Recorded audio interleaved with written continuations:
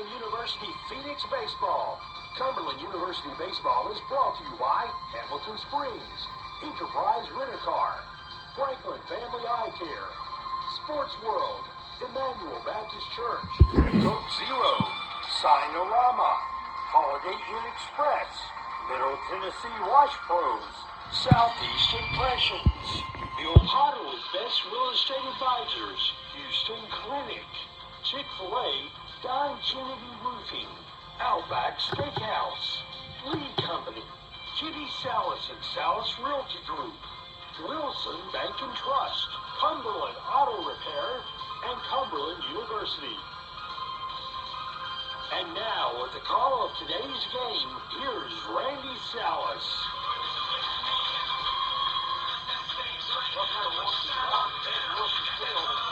Kentucky, home to Georgetown Tigers. Today's first game of the three-game Mid-South Conference Series. Georgetown Tigers. My name is Randy Salas. I'm the bench dog out there. Play-by-play sample. Chris Slaughter. That's better. Yes. Former catcher Chris Slaughter with color commentary and insightful analysis. Had a little trouble with our crowd mic there. We're going to work on that. Get everything straight for you. First game of the three-game Mid-South Conference Series. Cumberland comes into the record. 4 wins, 8 losses, 1 tie, 4-2 in the Mid-South Conference. Georgetown struggled a bit this year, 5-21 and 0-6 in the conference. Chris, that don't mean a thing, does it? Means absolutely nothing. We just know that coming into every conference game, it's going to be a battle every single weekend. Doesn't matter who the opponent is. I'm sure we're going to be seeing one of their aces, one of their top 2 or 3 guys tonight. We got Quinlan Wiley, of course, so we're going to have to play well. It's always hard to play here. Real windy day, so let's get after it. This will be the 76th meeting all time between these two teams. Cumberland leads the series 48-26 and 1 tie. We've played these guys since 1995, 76 times. This will be the 76th, I should say. And tonight should be no different. A lot of really good classic ball games between these two teams over the years. Should be an entertaining matchup. You never know. As we said, we're probably going to see their best pitcher tonight. We're throwing our best statistical pitcher, Quinlan Wiley. Yep, that's right. It's a night game too. Night games are always fun as a baseball player. It's going to take a little while to get dark here, but here in the next, hour and a half or so, it'll start getting dark. That's always exciting. Just don't get a big opportunity to play in a lot of night games. So, I know the guys are chomping at it, trying to, get back after it. And this is going to be one game at a time. But we need to sweep these guys. We really do. We need it, not because they're a bad opponent, but it's because to stay in the race for the conference championship. We've got 2 losses, of course, so far in the conference. We need to be able to do that. So it's going to be a really hard task to do that, but that's our goal this weekend. Yeah, you got to win. If you want to win the conference championship, you got to win every series. You got to sweep a few of them. That's right. We haven't swept one yet. We're 4-2 in the conference. 2-1 against Bethel, 2-1 against Lindsey Wilson. We're going back to the station now for 2 minutes, and we'll come back with our pregame interview with Coach Ron Hunt as we do each opening game of the series. 2 minutes, please, Gavin. Support for Cumberland Athletics is provided by Hamilton Springs, Tennessee's first transit-oriented community. The award-winning development on Highway 70 in Lebanon includes a Music City Star train station. Homes and lots as well as apartments are available within the Jack Bell Builders development. For more information, contact Anita Tate or visit HamiltonSprings.com.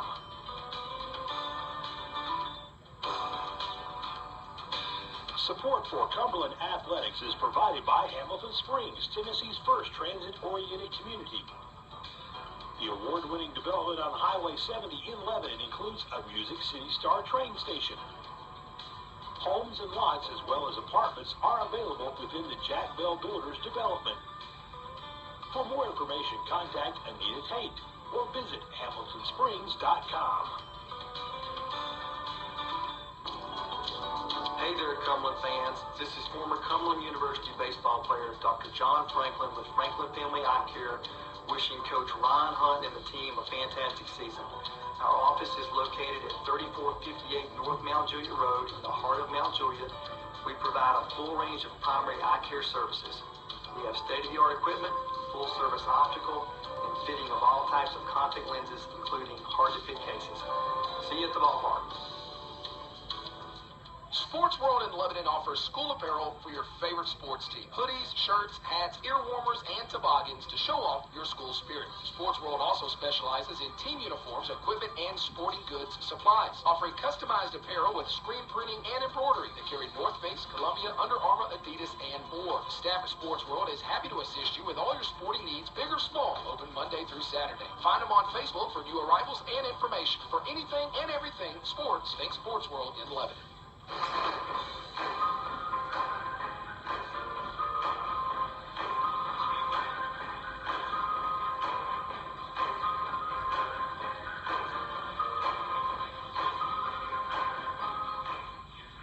Back here in Georgetown, Kentucky, and as we always do in the first game of a three-game series, here's our pregame interview with Chris Slaughter and Coach Ryan Hunt.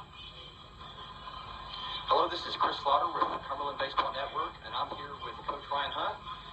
Coach, another big conference weekend. We have Georgetown. We got 3 big games this weekend. Tell me how you're feeling, kind of what you're expecting, who you're pitching today. Just give me a recap. Well, we're going to go with Q Wiley again. He's been our number one out the gate on conference series, so we're going to stick with him. I feel like you got to play to your capabilities every weekend, no matter who's in front of you. You just got to play our game and play to our abilities. And if we do that and play like we can, we should be okay. But you never know. You got to come out and lay everything on the line. And like I said, not worry about who's in front of you, but worry about what you do and what you can control. And if we can do that and play like we can to our ability level, we should be okay. It's a big weekend for us. We got to have this weekend. And, Georgetown's always tough to play. It's a tough place to play. They're going to be competitive, so we got to work it out for us for sure.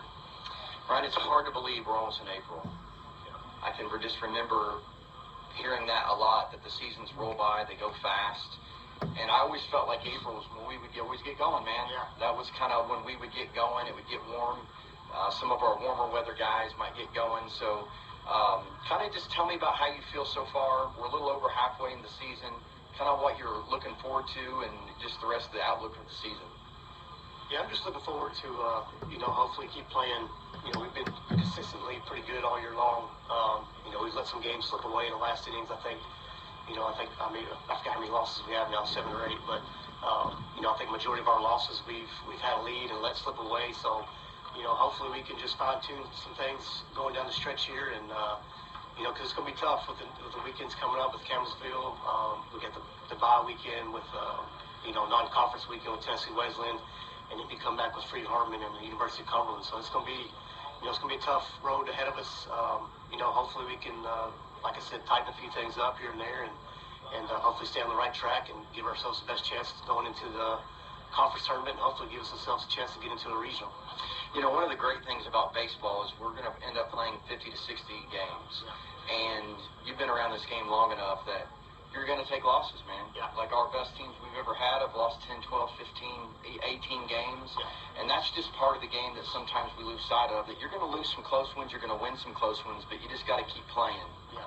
Yeah, you do. It's going to be, this game's tough. It's, a game that, thank goodness you got, usually in baseball, you usually have the next day, if you do take a loss, you don't have to wait a week or 3 or 4 days like you do in basketball or something like that. But, we're going to lose some more games, but we just got to keep our mind focused on what we want to do and what we want to accomplish as a program. And, like I said, if we play to our ability level, I think we can play with anybody. We just got to stay focused and stay locked in all the time. Yes, sir. Well, the most exciting part of the season is coming. April, May is always a blast, and I can't wait to see these 3 games this weekend. Thank you. I appreciate it. This is Chris Slaughter with Cumberland Baseball Network. Send it back to the radio station for a 1-minute commercial break.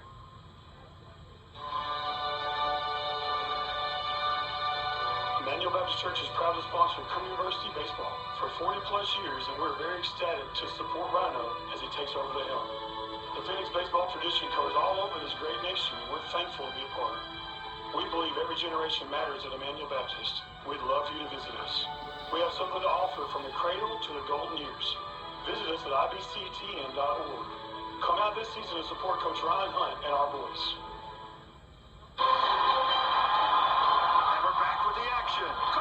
sugar might be the best Coke ever? That's right, Jim. With an irresistible taste and zero sugar, Coke Zero Sugar is a must-try for any sports fan. So make sure you... Wait, Jim, I can't try it right now. We're still on the air. Best Coke ever? Take a taste, Jen. Really? No, not right now, Jen. We got a game to call.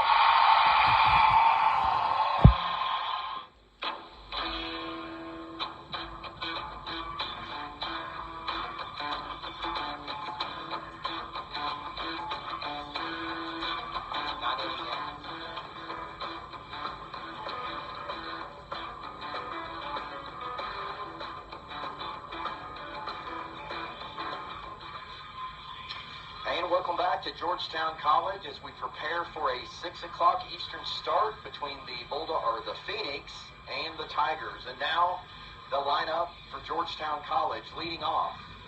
The center fielder, number 5, Elijah Verge.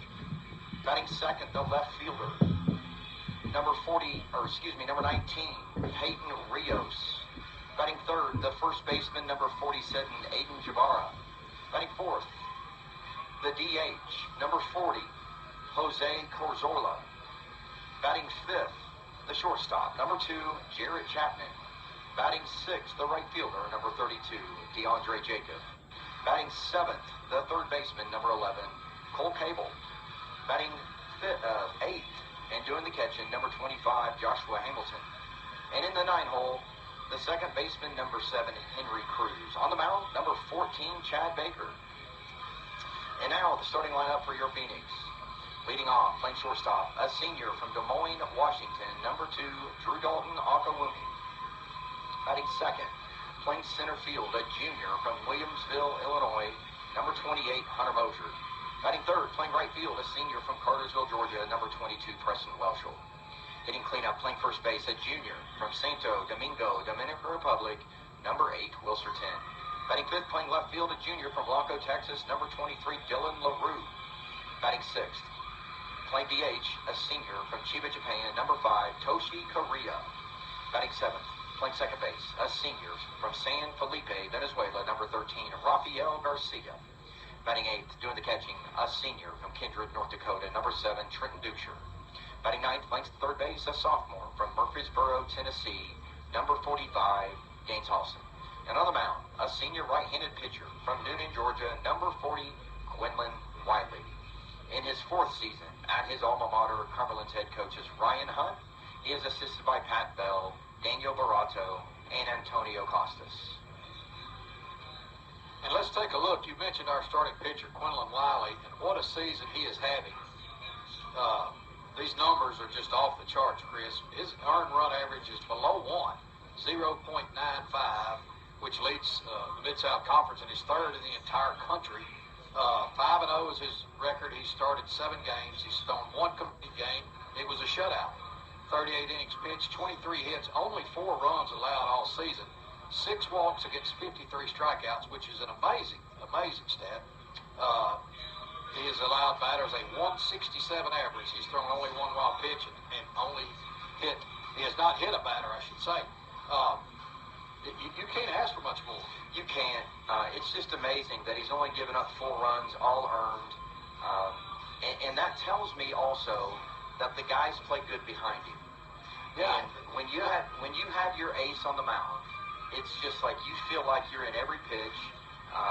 It's just defensively, you're in the game. He strikes out a lot of kids, but he also forces a lot of ground balls. We play good defense about him. He doesn't walk a lot of people. It's just fun baseball when he's on the mound. Yeah, and he works relatively quickly. And I guess you're going to work more quickly if you're not walking anybody and you're not hitting anybody and you're not throwing wild pitches. It's just command is his thing. Good slider, great changeup, and he keeps hitters off balance. And as we've said over and over, he tends to get ahead of the hitters, which has kind of been his strong suit, right? Yeah, if you've only walked 6, that means you're working ahead. And when Quinlan works ahead, he has 3 pitches at his disposal. He can throw that changeup for a strike just about any time he wants to. He's going to throw that more to lefties. And it just gives himself a lot of confidence just to have his full toolbox to go against a hitter. And it's been like that nearly every at-bat this whole year. Yeah, that's just about right. I don't remember a time where he was really in any serious trouble. Of course, that could all change here in about 10 minutes. Yeah, You know? that's the wonderful thing of baseball. Georgetown College is sitting there thinking, hey, we want this guy. We want to face the best. We want to face their ace, and they're going to absolutely come out here and do everything they can to scratch some runs across the line. Just like they say about the stock market, past results do not necessarily guarantee future performance. Not necessarily, but I know this. I want Quinlan Wiley on the mound every chance we get, and I love Friday nights because I know that we're going to see something special out of him. Yeah, I'll take my chances with the number 40 from Georgia on the mound. We're going to go back to the station now for 90 seconds, a minute and a half, Gavin, and we will be back with the first pitch. 90 seconds, please. What do you look for in a sign store? Experience, quality, premium products? How about all of the above? At Signorama, we've served our communities with quality products and exceptional customer service for 35 years. Everything from vinyl banners and yard signs to channel letters to truck and car wraps. We create eye-catching designs that will enhance your business's visibility and get great results. Contact us today to learn more about custom signs or for a free consultation. Signorama, locally owned and nationally known. Don't let a sports injury bench you this season. Go to Houston Clinic Orthopedics for your fracture, sprain, or strain. Let our world-class staff help you get back on the field because orthopedics is all we do. Go straight to the specialist, call Houston Clinic at 615-547-6700 or visit our website at tn.houston.com to book your appointment. Houston Clinic is a proud sponsor of Cumberland Athletics.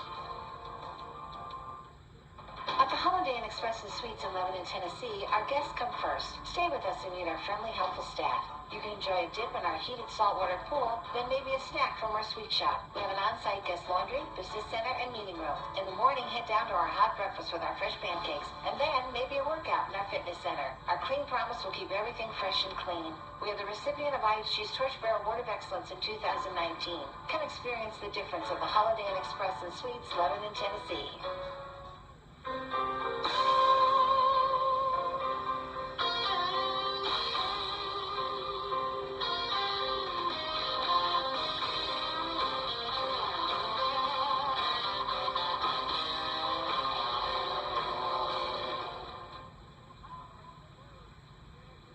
Back here at Robert Ed Wilson Field, Cumberland and Georgetown about to go after it in the first game of a three-game Mid-South Conference Series. This is a symmetrical field, 325 down each line and 400 to dead center. Scoreboard located in left center field. Cumberland will be in the third base dugout. Georgetown at the first base dugout. One of the finer, maybe the finest Mid-South Conference football stadium is located behind the third base dugout, Toyota Stadium. Really pretty football field, and Georgetown has a really good football program. Cumberland dressed in their road gray pants with maroon, the new maroon jerseys with piping down the middle. Cumberland written in script across the front in white, numbers front and back in white. Maroon helmets with CU on the front panel, maroon stockings. Georgetown, their colors are black and orange. They're dressed in their home white pants with a thin stripe down the sides. Black jerseys with orange trim around the two small stripes around the sleeves and collars. G-Town in big block letters across the front, numbers in orange front and back, and a GC on the front panel of their caps. On the mound for Georgetown, starting off this game is number 14, Chad Baker, a right-hander, senior, 6'1", 170 pounds from Northport, Florida. Looking at Baker's numbers, no wins, 3 losses, 4.46 earned run average, 6 appearances, all-starts. He has thrown 1 complete game. Thrown 34 and a third innings, 43 hits, 17 runs. They were all earned. He's walked only 7 against 31 strikeouts. Opponents are hitting .314 against him. He has given up 8 home runs, which leads their team.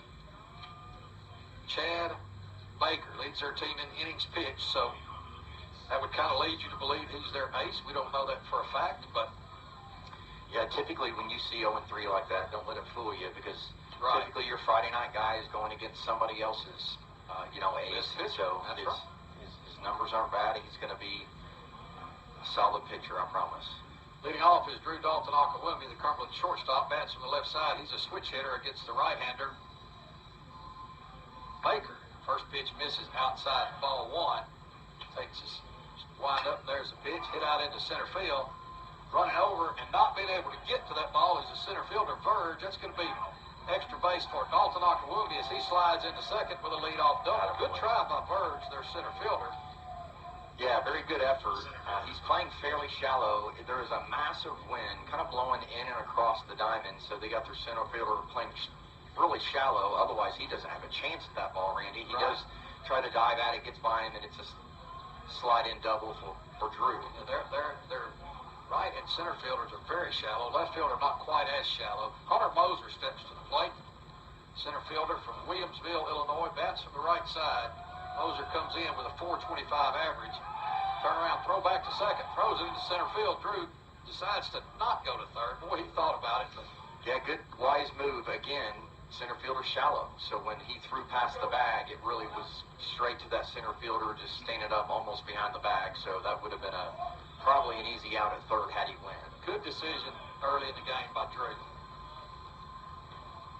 Baker peers in at his catcher, Joshua Hamilton. We'll give you their defense here in a second. Here's the pitch to Moses. Ooh, that hit him in the back. That hurts. We'll take it. Right in the middle of the bag. We will take it for Moser.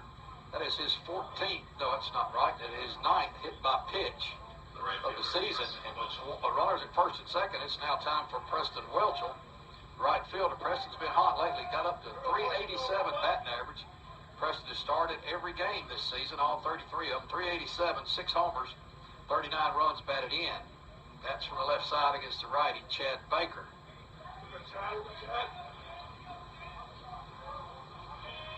Takes a long look at second and delivers well outside. You know, it's been really interesting so far. They're playing Welchel to center field way over to left. The center fielder he's given him a huge gap in right center, which is where he likes to hit the ball. Here's the pitch to Welchel, outside 2-0. Yeah, he's good. Welchel, if he pulls one down that line, it's going to take a poke to get it out of here with the wind blowing the way it is. Yeah, I wouldn't count on that today, but maybe he can get one in that gap. Yeah, exactly. 2-0 count now to Preston Welchel, senior from Cartersville, Georgia. Here's the pitch from Baker. 3-0 now, as that was also high and away. Tough start for Baker. Wilser 10 waits on deck for the Phoenix. Long look at second again. Squares to bunt. He ain't bunting. Takes that for a strike on the outside corner. Taken all the way there. We have to lower that mic. Yeah, that's what I'm doing now. Get some of that wind noise out of here. Here's the 3-1 to Welchel. Turns around, throws back to second. That was mighty close, but Drew did sneak in there with his right hand as he dove back. Good throw from Baker back to the shortstop Chapman at second base. Almost had him. And just as Drew does when he's on first base, he drives pitchers nuts, man. Looking back at second again. Here's the pitch to Welchel. Inside, that's ball 4, and Welchel is aboard. The first 3 Cumberland hitters have reached, and the sacks are full of Phoenixes for Wilser 10. Wilser's got his average up to 385. His 10 home runs leads our team. 731 slugging percentage leads our team. Wilser is 10th in the conference in batting average, 8th in the conference in hits, 3rd in RBIs. He and Preston have very similar numbers. It's striking that our 4 and 5 hitters, it's very close in about every category. Wilser is 2nd in the conference in home runs with 10. Fouls that one back. 2nd in home runs. He is 10th in on-base percentage, 3rd in slugging percentage in the conference, 10th in hit by pitch. He's all over the board among the Mid-South Conference leaders. Bats from the right side against the righty Baker. 0-1 count. Long look at second. Throws back. Almost gets Moser, and Dalton Akawumi's coming home. Heads up base running right there. And Hunter Moser seems to be a little shaken up out there at second. Here Hit him right in the kidney, man. Alex Page, our trainer, and Ryan Hunt, our head coach, out there to check on Moser. Moser slides back in on the pick play, and it hit him right in that kidney area on the right side. Just a hard, direct shot. And then the ball scored away, which allowed Drew Dalton Akawumi to score the first run of the game. Yeah, heads up base running as he didn't go on the throw, but when he saw the ball hit Moser and bounce away, and he took off, and they had no chance. Man, he's getting beat up. He took one in the back, and now he took one in the kidney. Poor kid. Within a span of about 2 minutes. Yeah. I got to have a long conversation with him before the game. It was real. I don't get to talk to these guys a lot at home because I get here a little later. So it's always fun to be on the road, get to know these guys a little bit better. Fun getting to know Hunter. Likes to duck hunt. Learn that about him. Here's the pitch to 10. Takes it down low, 1-1 count. And for Drew, he hit that double, Drew Dalton-Akawumi. It's his 22nd time in 33 games that he has reached base in the first inning. And then he scores, giving us a 1-0 lead. Here's the pitch to 10, swing and a miss, 1-2. Moser at second, Welchel at first. 1-0 Cumberland, top of the first inning. Nobody out. The cleanup man 10 at bat, chance to do some damage early. Here's the pitch. Hits that one out into right center field. That's going to be in the gap. That's going to score a run. Here comes Moser. He's heading around third. Welchel into third. Moser home. That is an RBI single for Wilser 10. And Cumberland leads 2-0. For 10, that is RBI number 37. Gotta love first inning runs. We've done that a lot this year. We've been able to scratch runs early. And when you got Quinlan Wiley on the mound, it makes you real happy. Yes, it does. Dylan LaRue, the batter. Switch hitter, batting left-handed against the righty Cade Baker. Chad Baker, my fault. Here's the pitch to LaRue. First pitch off the handle toward third base. 10 to second. No play at second. He has to throw out LaRue. At first base does Grable, the third baseman. 5-3 ground out for the first out of the inning. Didn't just hit him right on the handle, did he? Yeah, really bad jam job there. He just got in on him and hit him on the handle. Was not a strike. Works like a bunt as 10 advances to second. Welchel stays put at third. And now Toshi Korea comes to bat. Right-handed hitter. 6'1", 208 pounds from Chiba, Japan. Toshi having a good year, 322 average. First pitch, misses low. Toshi, got to hang out with him. He's the happiest guy, man. He's always just got a smile on his sure face. Does. Said, "How you doing?" He's like, "Every day's a good day." He is. That's the way he is. He's second in the conference in walks behind Drew Dalton-Akawumi.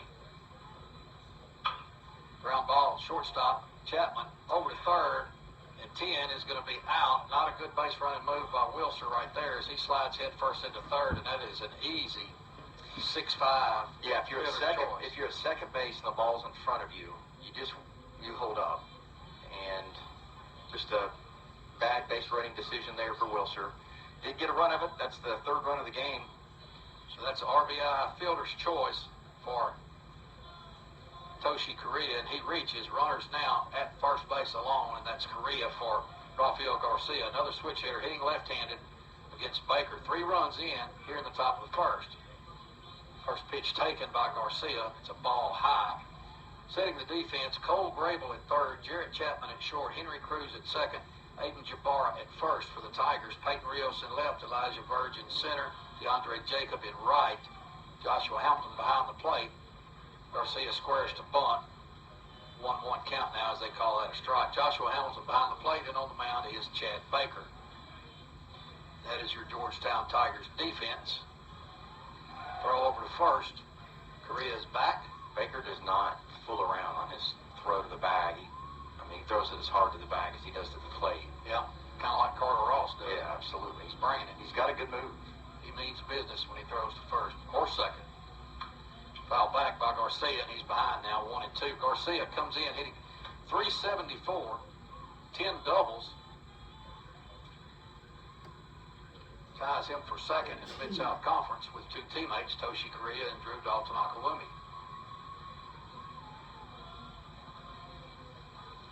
Here's the pitch outside, 2-2. Catcher Hamilton was set up way outside that time. Garcia uses all fields typically. Here's the pitch. Pops that one up on the infield. Shortstop Chapman calls for it. And Chapman makes the grab. Garcia pops out to the shortstop, but a good inning for the Phoenix as 3 runs score on 2 hits, no errors, 1 man left as we head to the bottom of the first. Cumberland 3, Georgetown coming to bat, back in 1 minute. Hey Cumberland fans, this is Bill Potter, former pitcher and graduate of Cumberland University, and now a real estate agent for the best real estate advisors. Call or text me when you want to talk about buying, selling, or just knowing your value. 615-218-9585 or pitch me an email at bill@pitchbypotter.com.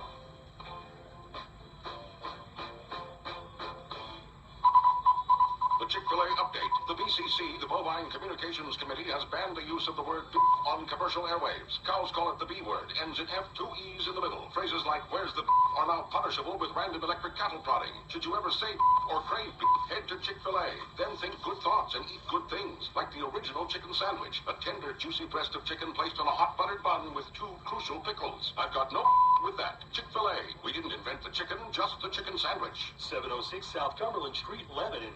WCOR W252DU, Lebanon.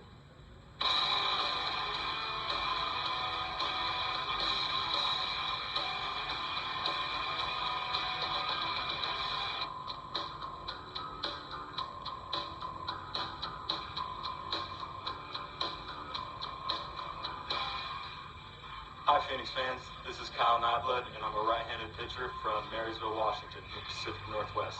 The Phoenix would like to thank some of your corporate sponsors, including Wilson Bank and Trust, Bill Potter with Best Real Estate Advisors, and Outback Steakhouse. Go Phoenix. Quinlan Wiley on the hill for the Phoenix. We've talked about Quinlan before. We'll talk about him again. 6'3", 185-pound senior from Newnan, Georgia, East Georgia State Community College is where he came from. 0.95 earned run average. 5-0 is his record. 7 appearances, all starts, 1 complete game. It was a shutout. 38 innings pitched, 23 hits, 4 earned runs, only 6 walks against 53 strikeouts. Opponents hitting only 167 against Quinlan Wiley. His ERA of 0.97 is 3rd in the country. So that's pretty good.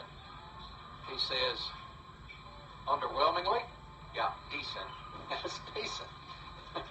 He may get good at this if he keeps practicing, yeah. Leading off for the Georgetown Tigers, center fielder Elijah Verge, left fielder Peyton Rios, and first baseman Aiden Jabara. Elijah Verge, center fielder, 5'11", 205-pounder from Nashville, Tennessee, Lipscomb Academy, bats from the right side against the right-handed Wiley. Here's the pitch. Takes that one before he calls first strike.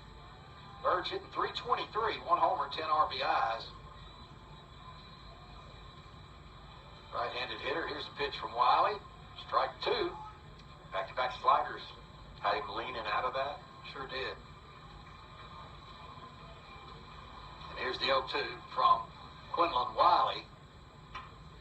Little looper out to right field. That's going to get right past Rafael Garcia and into shallow right field for a little bloop single on an 0-2 pitch. Yeah, it really wasn't that bad of a pitch. Kind of got on in him, and he just muscled it out to right. Probably got a little bit too much to the plate, 0-2, but yeah, tough break. One of them things. Peyton Rios, the hitter. He's a senior, 5'9", 190-pounder from Stockton, California, Bear Creek High School. He's a left-handed batter, is Rios. .316 average, no homers, 2 runs batted in. Throw down as the runner's off. He has still stolen that base, has Verge. First pitch, he was not messing around. Verge's 3rd stolen base of the season, and now the Tigers have a runner in scored position with nobody out for the left-handed hitting left fielder, Peyton Rios.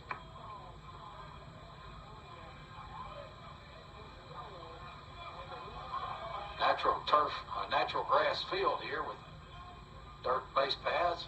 Outside just missed 2-0. And Verge already has his uniform dirty, sliding into second base.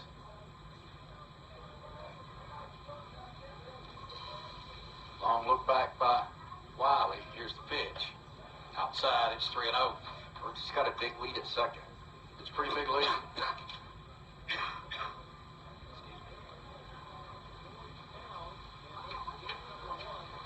Cumberland leads 3-0, bottom of first, nobody out, runner on second for Georgetown. I had him going back to second, but did not throw it as Dalton Okwumi snuck in behind. Pitch called a strike. You think one of them missed a signal there, Chris? Hard to say. I thought they had the play on, but Wiley threw it home anyway. Got the strike. 3-1 count. Here's the pitch. Inside corner for a strike. Fastball looked like. Count goes full.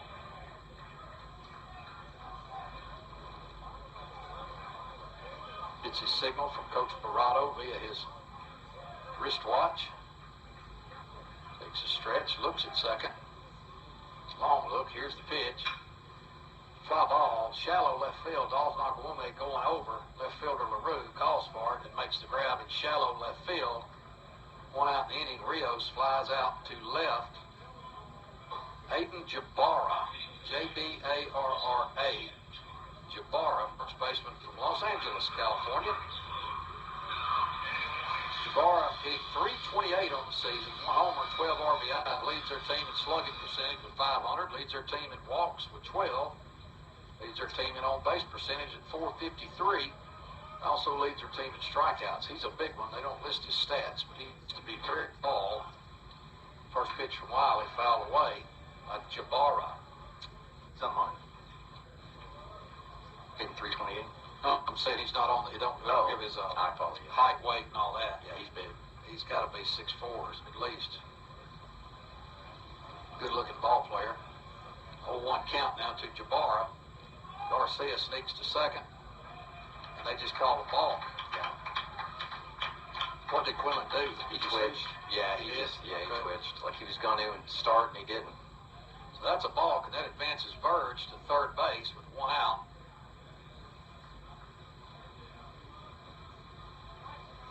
And an 0-1 count on Aiden Jabara. Need a K here. Gets that one out to right field. Welchel coming in. Makes the grab. Here comes the throw to the plate. It's a good one. Yes, sir. Yes, sir. Boy, Preston Welchel throws out. Verge trying to score from medium depth to right field. Beautiful throw. And that play really wasn't close, Chris. It wasn't. Gosh, what a play. Welchel got behind the ball perfectly, flew the cutoff man, perfect. Welchel had him fairly easily. Great way to end the first inning. No runs, 1 hit, no errors, nobody left as we head to the second. Cumberland 3, Georgetown nothing. Back in 1 minute. Got a sports team? Need team apparel? Southeast Impressions is the place to go. Southeast Impressions can put your team logo on t-shirts, jerseys, hats, jackets, gear bags, or just about anything you want. Don't have a logo? Southeast Impressions has an in-house artist who can design a custom logo for you. From start to finish, Southeast Impressions can help your team get the look they want. Southeast Impressions, 114 Label Pike in Lebanon, or call 443-4700. It's the Real Country Birthday Club and your chance to win on the morning show of WANT FM 98.9. The week of your birthday, call us at 444-9899 and tell us it's your birthday and you'll be entered to win. We draw from all the names called in from the week on Friday morning at 9:45 for your chance to win a birthday cake from Jay Claiborne's and lunch from Snow White Drive-In. It's the Birthday Club, Monday through Friday at 9:45 on WANT FM 98.9.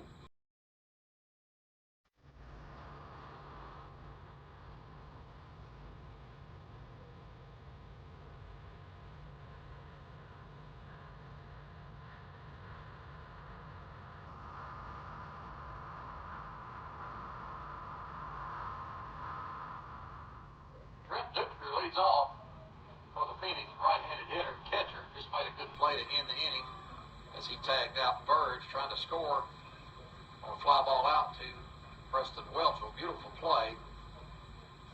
First pitch taken for a ball by Trent Duxbury, the right-handed senior from Kindred, North Dakota. Second pitch also taken for a ball.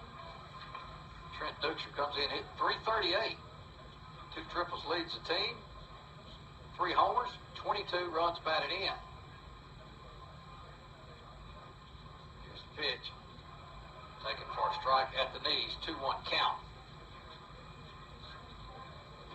3-0, Cumberland up. Top of the second inning. 9-inning ball game. pitch. Puts that one high in the air to left field. Peyton Rios under it. Count. To count a corn for Rios. Lucia flies out to left for the first out of the inning. Brings up Gaines Hawson, the sophomore from Murfreesboro, Tennessee. Hawson has a batting average of .381. 2 homers, 12 RBIs. He has started 11 games, and he bats from the right side with 1 out. Nobody on, top of the second inning. First pitch, hit out to center field on a line. Burge makes a good diving catch right there. Looked a lot like the one from Dolphin Akawumi to lead off the game, but this one he catches. Good play. Well hit ball by Hawson. Hit it on the nose. Yep, Gaines Hawson is robbed of a base hit by Elijah Burge. Play it shallow again, as you mentioned, Chris. Dalton Akawumi comes to bat. Drew's all over the leaderboard in the conference. 7th in batting average, .393. 2nd in total hits. 1st in base on balls. 1st in on base percentage. 2nd in hit by pitch. Squares to bunt. Takes it for a ball. He is 2nd in the conference in doubles. Just all over the leaderboard. Having a fantastic year. He has scored the first run of the game today as he led the game off with a double. Fouls that one away. It's 1-1. Switch hitter batting for the left side against the right-hander Chad Baker from Northport, Florida. Drew is from Des Moines, Washington.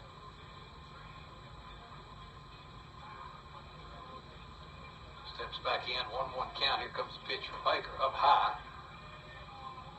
2-1. Drew is just an on-base kind of guy. As I said, he leads the Mid-South Conference in on-base percentage. Outside, 3-1 is the count. Cumberland trying to scratch again here in the top of the second after scoring 3 in the top of the first. Here's the pitch. Foul away, count goes full, 3-2. You know, Baker's got good velocity. He's throwing it pretty good in there. Yeah, I was going to mention that. He throws the ball pretty hard. Here comes the 3-2 on the way. Rips that one foul down the right field line. As usual, Drew is battling. Man, he'll battle you until you don't throw a strike, and then he's on first base. And then he makes you crazy when he's there. Yeah. If you're the pitcher. Makes us happy. Here's the pitch. High in the air, left center field. Rios, the left fielder, goes over. The wind kind of pushes it back toward left just a little bit. That is a 3-up, 3-down inning for Baker. No runs, no hits, no errors, nobody left at the end of 1.5. Cumberland 3, Georgetown 0. Back in 1 minute. When you think of quality roofing in Middle Tennessee, what name comes to mind? Don Kennedy Roofing, the most trusted name in roofing. Since 1978, Don Kennedy Roofing has provided roof repairs, replacements, and maintenance on jobs big and small, as well as gutter repair, cleaning, and replacements. When it's time to repair or replace your roof on your home, business, or garage, call Don Kennedy Roofing at 615-833-9393 or visit DonKennedyRoofing.com. Don Kennedy Roofing, a proud supporter of Cumberland University. Save time and money with a business account from Wilson Bank and Trust. Our great account benefits help you grow your business with online and mobile banking. No monthly fee for bill pay and low monthly balance requirements. You'll enjoy easier record keeping and tax reporting when you open a business account to keep your business expense separate from personal too. A business account helps preserve your personal liability protections from business obligations. Wilson Bank and Trust is here to get you there. Visit us at any of our 30 office locations across Tennessee or go online at wilsonbank.com. Member FDIC.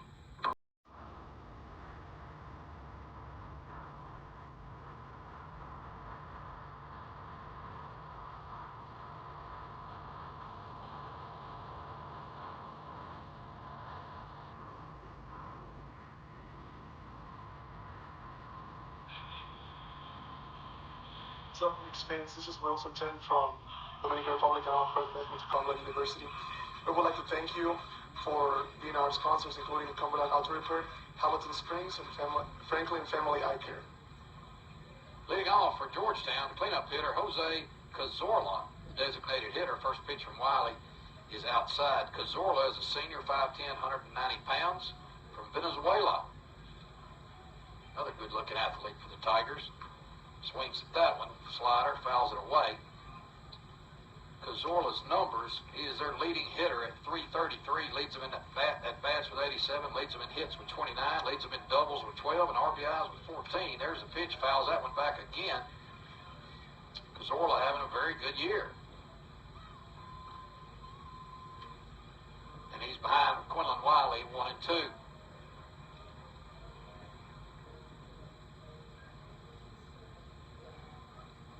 Takes a stretch and the pitch. Swing and a miss. Cazorla goes down on the strikeout. First strikeout for Wiley. Jarrett Chapman, shortstop, comes to bat. Senior, 6 foot, 210 pounds from San Jose, California. Chapman hitting .305. He's their only player who has played in all 26 games. Leads their team with 13 runs scored. Tied for the team lead with 14 RBIs, 1 homer. He's a good-looking athlete. I was just watching him in the infield and just the way he moves around. Yeah, he's a good player. Here's the first pitch from Wiley on the way, up high. Up, called a strike. Okay, we'll take that one. We will. 0-1 count now. Chapman was quizzical as well. Outside, just missed. 1-1 now is the count from Quinlan Wiley. You give Wiley that pitch, and he's thinking, man, I'm in trouble if you're going to give that one. Takes a deep breath into the stretch and delivers. Ground ball, third base. Hawson, nice play. Long throw. Stretch by 10. Yes, sir. He got him. Good play. Kind of a weird hop over there for Hawson at third. Yeah, I can't see third base from my viewpoint hardly. That's right. I'm looking through a foggy window. I kind of see a silhouette, but I'll take your word for it. It was a weird hop, and Gaines stayed with it. Good play. And he's back behind the bag, so he's got a long throw. And he makes it. He does have a good arm. Nobody's ever questioned that. That's for sure. DeAndre Jacob, senior, 6'1", 215 from Tell City, Indiana, comes to bat. Right-handed hitter. Takes the first pitch for a ball. Jacob playing right field. 269 average. 1 homer, 4 RBIs. Second pitch swung on and missed. 1-1 count. Tell City, Indiana. Is that close to where you're from? Yeah, I believe it's fairly close. I've been through it. I just can't place exactly where it's at. But if I've been through Tell City, it's probably in the north part of the state, but I could be wrong. Here's the pitch in the dirt. 2-1.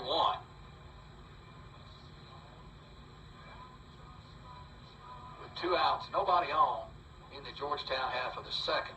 Here in Georgetown, Kentucky. Just missed. Very close.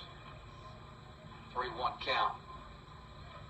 That's what I like about Quinlan Wiley. That pitch was very close, and no indication on his face whatsoever of anything. That one's a strike inside corner. Oh, no, that's down the southern part of the state. I see that sign on the interstate a lot. That's what it is. When I'm going home, I see Tell City down on the river. Here's the 3-2. Swing and a miss. Boy. And Wiley gets his second strikeout of the inning. Another 3-up, 3-down inning. No runs, no hits, no errors. Nobody left. Heading to the third. Cumberland 3. Georgetown 0. Back in a minute. Locally owned and family operated, Middle Tennessee Wash Pros is your exterior cleaning experts.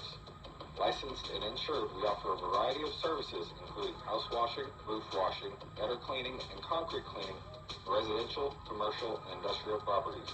Call us at 615-390-7915 or visit our website today for a free estimate. Middle Tennessee Wash Pros. We'll clean it up.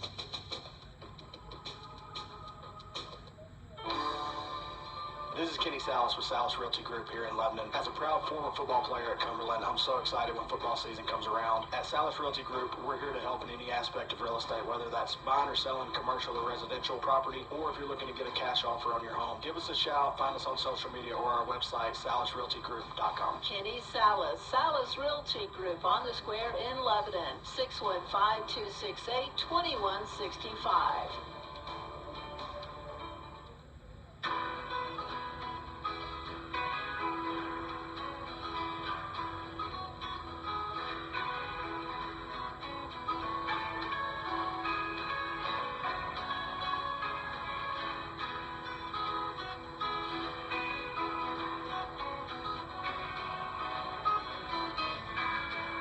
On for the Phoenix here in the top of the third inning is 2-hole hitter Hunter Moser.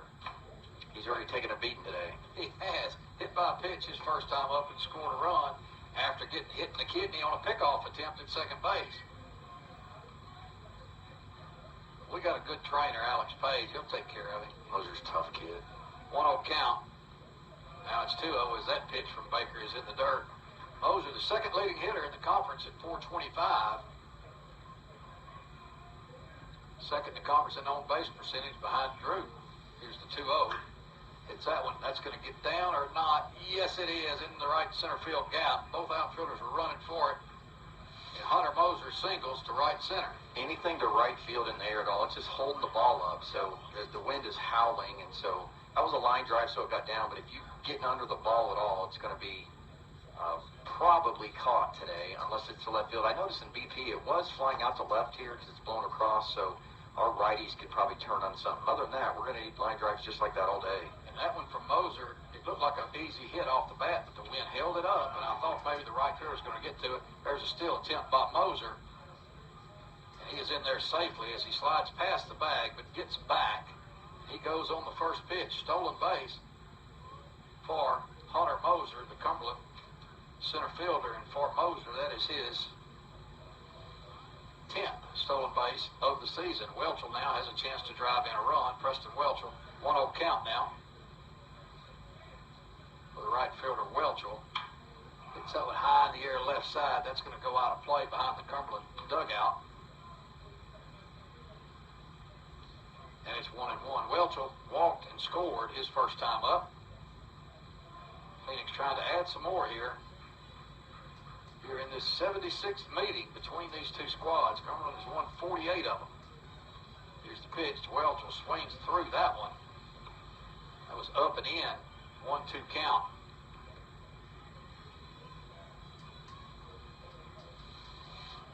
Gathers himself, steps back in. Shorten up now, Preston, and get you a single. Long look at second by Baker. Here's the pitch. Outside, well outside. Count goes 2-2. Same two teams tomorrow. 11 a.m. start, Central Time. A doubleheader.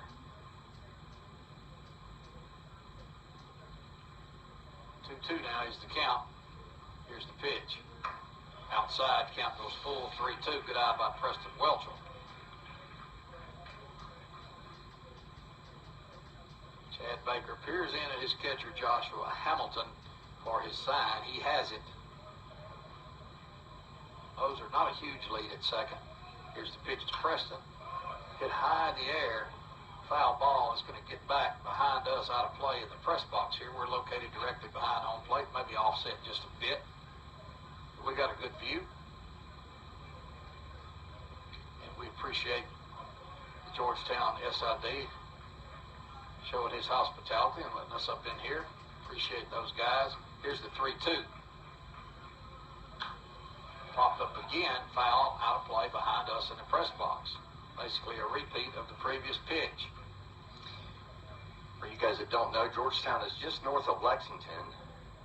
And so all eyes are going to be on the Lexington Cats game tonight, or the Cats Balls game tonight, tipping off in an hour and a half or so.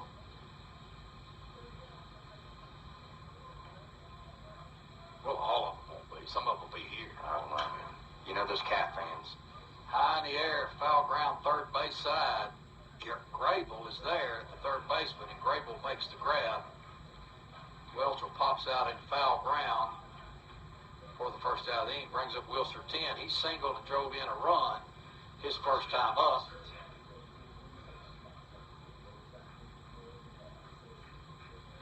And he bats from the right side against Baker, the starter here for Georgetown. Cumberland trying to add to this 3-0 lead with one out, top of 3. Here's the pitch. That had some heat on it. It's in the dirt. Gets away from Hamilton, but Moser didn't read it well and decided to stay at second. It's a good block by Hamilton. Tough ball, slider away just about in the right-hander's batter's box, and he somehow got in front of it. Discretion is the better part of valor on Moser's part. If you're not sure, don't go, right? Yeah. It's got to be an early decision. Here comes the pitch to 10. Inside, almost got him. Has to move his knees out of the way, or he would have gotten popped on the kneecap with that one. LaRue would have just worn that right on the kneecap, man. He wouldn't have gotten that kneecap out of the way. And wouldn't have rubbed it on his Not way even down the to first front. base. He would not have even flinched. You're right. Here's the pitch to 10. Hits that one out into left field. Down the line. That's a fair ball. Here comes Moser. He's going to score. Wilson has to hold up at first. He thought about going to second, decided against it as Peyton Rios, the left fielder, got there quickly. Another RBI for 10, and another run scored for Moser. It's 4-0. Wilson 10's creeping up on that 400 average. And he's about to overtake Welchel in the RBI lead. Only one behind now as LaRue steps in. Dylan LaRue, switch hitter hitting from the left side. Swing and a miss on pitch number 1 from Baker. 1 run in, 1 out. Runner on first for the Phoenix here in the top of the third, leading Georgetown 4-0.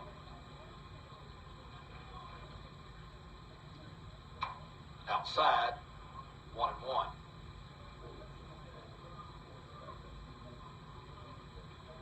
LaRue third in the conference in hits. Total hits. 7th in the conference in doubles. Swings through that one and misses. He is first in the conference, as you mentioned, in hit by pitch.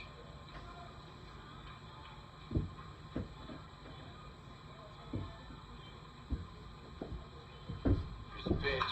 Hits that well to right field, but clearly foul.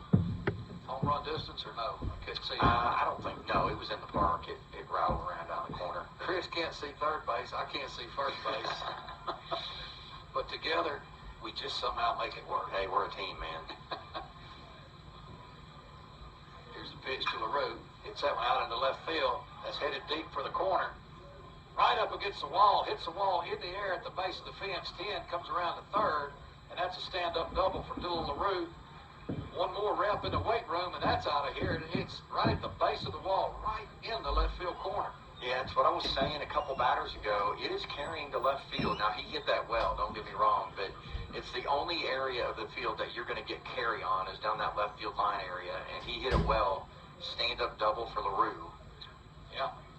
Outside pitch, he just went with it and hit it deep, almost out of here. As we said, hit the fence in the air, right at the base of the fence, maybe 2-3 feet up. Correa, the hitter now, with 1 out and 2 on, fouls that one back. Toshi Correa, senior from Chiba, Japan, 322 average.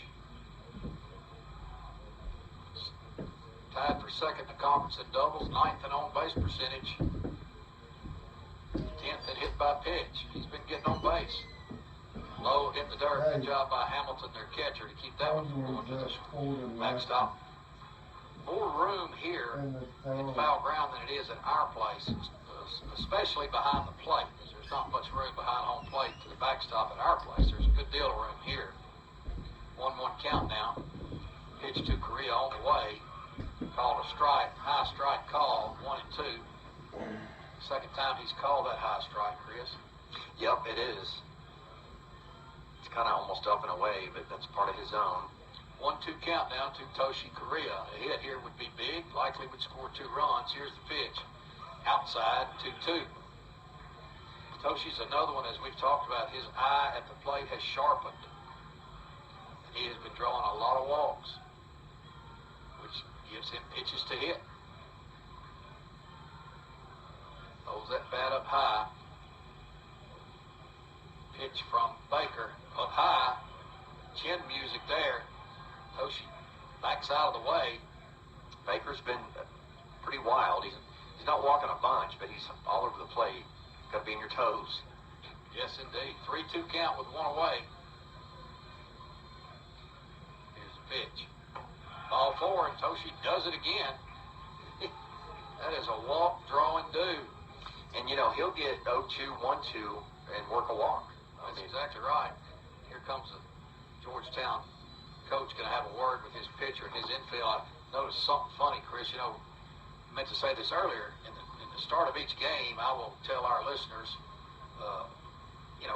try to describe the uniforms that the teams are wearing, give the colors and what the uniforms look like so they can paint a picture in their mind's eye. And I was watching a little Facebook video this morning of a football game from like the late 60s, University of Tennessee and Penn State, and it was Chris Schenkel and Bud Wilkinson on the call, and they were starting the game. It was just a little snippet, and he said, in Tennessee, wearing orange jerseys if you're watching on a color TV. Otherwise, they're gray, just, and the other teams is white. So around the league, Randy, we have a final. Cumberland's, University of the Cumberlands beats Bethel today, 6-3, good ball game. Freed has taken 2 from Lindsey Wilson, 8-1 and 20-10. Wow. They played Thursday, the first game, Lindsey and Freed did. A lot of field goals in that game. Yeah. Lindsey started out 7-0, and they came back to beat them. Garcia steps in with the bases full, bats from the left side, a switch hitter against the right-handed Baker, takes the first pitch outside for a ball. Garcia popped out to shortstop in the first inning, his only at-bat of this game. Need a big hit right here, Rafi. Here's the pitch. Pops up again. This one drifting foul ground toward the Cumberland dugout and beyond it and out of play. Rafi now has a 1-1 count.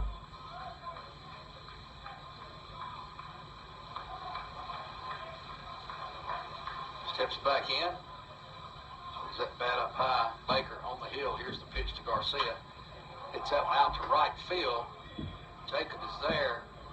Here's the catch. Here comes Wilson 10, tagging the home plate. Ball's cut off, and Wilson's going to score. Sack fly for Garcia. It's 5-0. Take note of that. It's not a great arm in the right, so I'm sure the coaching staff is paying attention. He made a good throw to his cutoff man, but compared to that to somebody like Preston Welshel, and that's something the coaching staff's taken note of. Absolutely. Wilson 10 scores easily. It wasn't a terribly deep ball. Probably about the same area that Welshel's was. Yeah, just not, didn't look like a real strong arm, or didn't get anything on it, I'll say that. Trent Dukes, the batter. LaRue also moves up to third, so now we have runners at first and third. There goes the pitch. Correa, stolen base attempt. He's in there, and here comes LaRue to score on the stolen base attempt. Double steal. As LaRue, I don't know that he gets a stolen base. I'm not sure how that I'm not sure either, but the catcher kind of shrugged his arms and looked over to his dugout, and it made me think maybe it was supposed to be a cutoff play or something. I'm not sure. Could have been. So that scores a run, makes it 6-0, and Correa's at second now with 2 outs for Trent Dukeshire, the batter. 1-0 count to Dukeshire. Swings at that one. He fouls that one away. Yeah, I think you're right. There's not a stolen base for LaRue who scored. Yeah, I'm not sure. I'm just not sure. I don't think so. Yeah, I'm pretty sure it is not. But if somebody knows, you can send us a text. But we'll ask. We don't have our beloved SID who are right there. We have Georgetown's SID, and we're going to ask him between innings. That pitch taken for a ball, 2-1. Meanwhile, Milan is in the pen getting ready for Georgetown.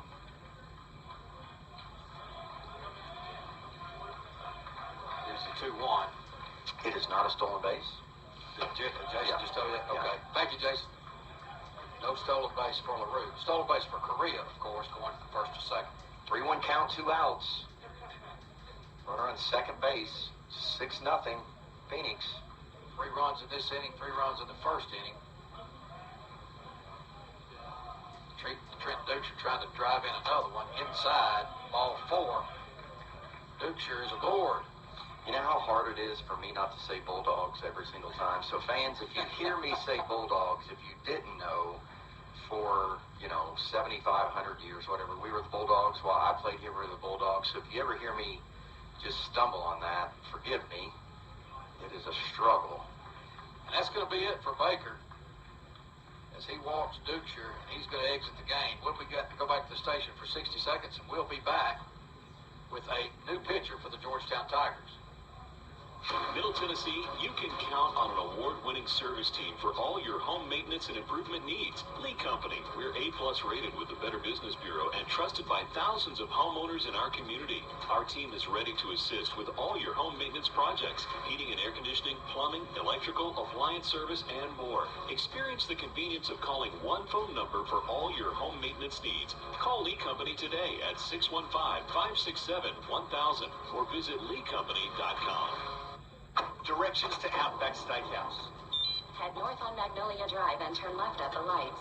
So, what are you picking up at Outback? I'm sorry? Have you tried the Aussie cheese fries? Well, At the next light, turn right. If I had hands, I'd get them on that perfectly crispy bloomin' onion. What the? It's just another 500 feet. So close. I can almost taste that juicy Victoria's filet mignon. Well, if I could eat. Outback Steakhouse is so delicious, even your navigation system will want to play. Let's Outback.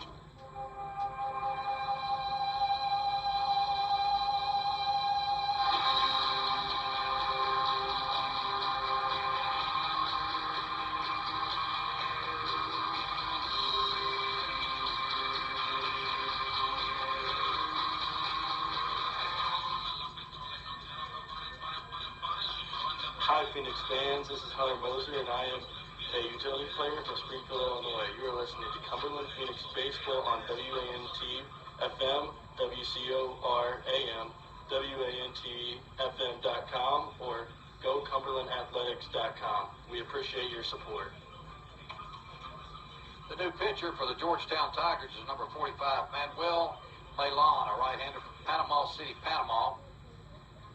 Malon, no record, 3 appearances, all in relief. 2 innings pitched, 7 hits, 4 earned runs, 1 walk, no strikeouts. Opponents hitting .583. Very small sample size for Malon. He faces Gaines Hassan, who lined out to center field, robbed of a hit by their center fielder Elijah Verge on a nice diving catch. And he bats with 2 men on and 2 out, trying to drive in another run.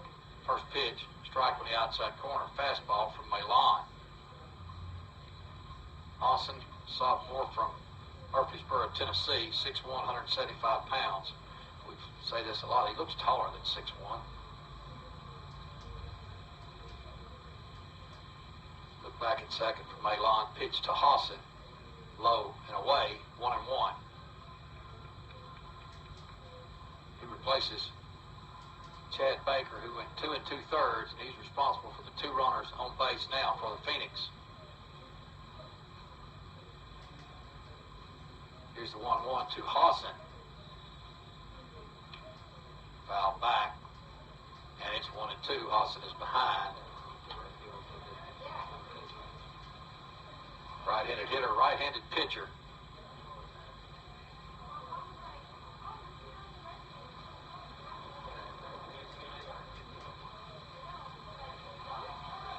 Long look in. He shakes off his catcher. Still taking a long time. Hassan getting sleepy in the box. Now he's ready. Here's the 1-2 pitch on its way. Hassan hits it down the third baseline. Backhanded play. Hustle by Correa. Almost beat Cole Grable, the third baseman, as he ran to step on third himself, but just barely beats Correa to the bag. That is a 5 unassisted fielder's choice. Correa out at third for the third out, but another good inning as the Phoenix score 3 runs on 1, 2, 3 hits. No errors. 2 men left on base. Headed to the bottom of the third. Cumberland 6 and Georgetown 0. Back in a minute. Cumberland Auto Repair is a proud supporter of Cumberland Phoenix Athletics. Located at 627 North Cumberland in Lebanon, Cumberland Auto Repair has been serving Lebanon and Wilson County with high-quality, affordable automobile care since 2002. With 5 bays and 4 ASE certified technicians that can handle anything from changing your oil to replacing your transmission or rebuilding your engine. No job is too small or too large. Owner Joe Clare says if you're happy with your mechanic, you should stick with him. But if not, give us a shot. Call Cumberland Auto Repair at 615-444-9981. Go Phoenix. Cumberland Athletics is raising the bar. Over the last few years, we have made vast improvements to our facilities for the needs of our student athletes. That's why we have started the Phoenix Foundation to stay on top. The Phoenix Foundation was made to prioritize and raise money for our next projects. See what the Phoenix Foundation is working on, or find out how you can play a part at cumberland.edu/Phoenix Foundation. We'll see you at our next Cumberland event. Go Phoenix.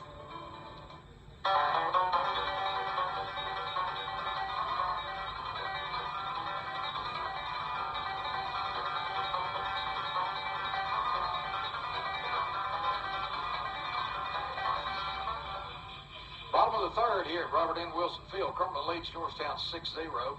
Quinlan Wiley on the hill. He will face for Georgetown 7, 8, and 9. Cole Grable, Joshua Hamilton, Henry Cruz. First pitch strike in there from Wiley. Cole Grable, Ambridge, Pennsylvania.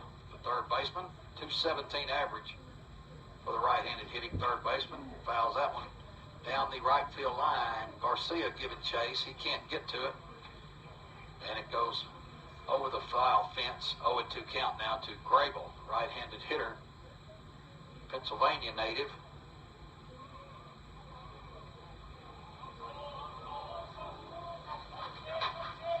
Pitch from Wiley outside. 1-2.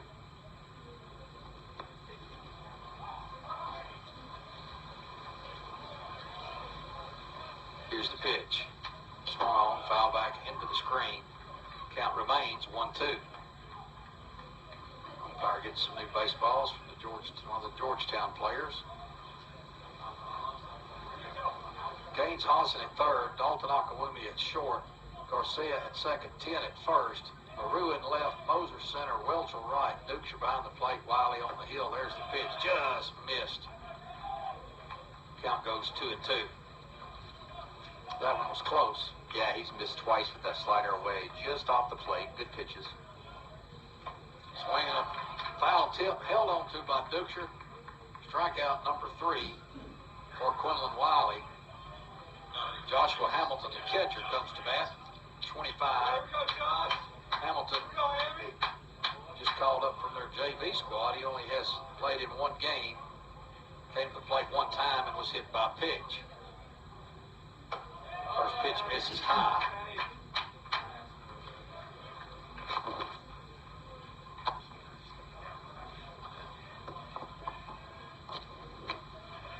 Pitch number 2 to Hamilton, in there for a strike.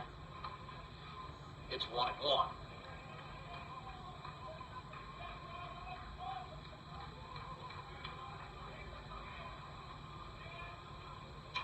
Fouls that one away down the right side. Count goes 1-2 to Hamilton, the catcher, for the Tigers.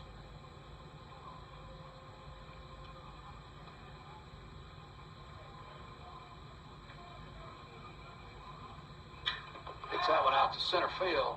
Moser has a beat on it. Fairly well struck by Hamilton. Yeah, first well-hit ball today that I can recall anyway from Georgetown. Stone straight at Moser.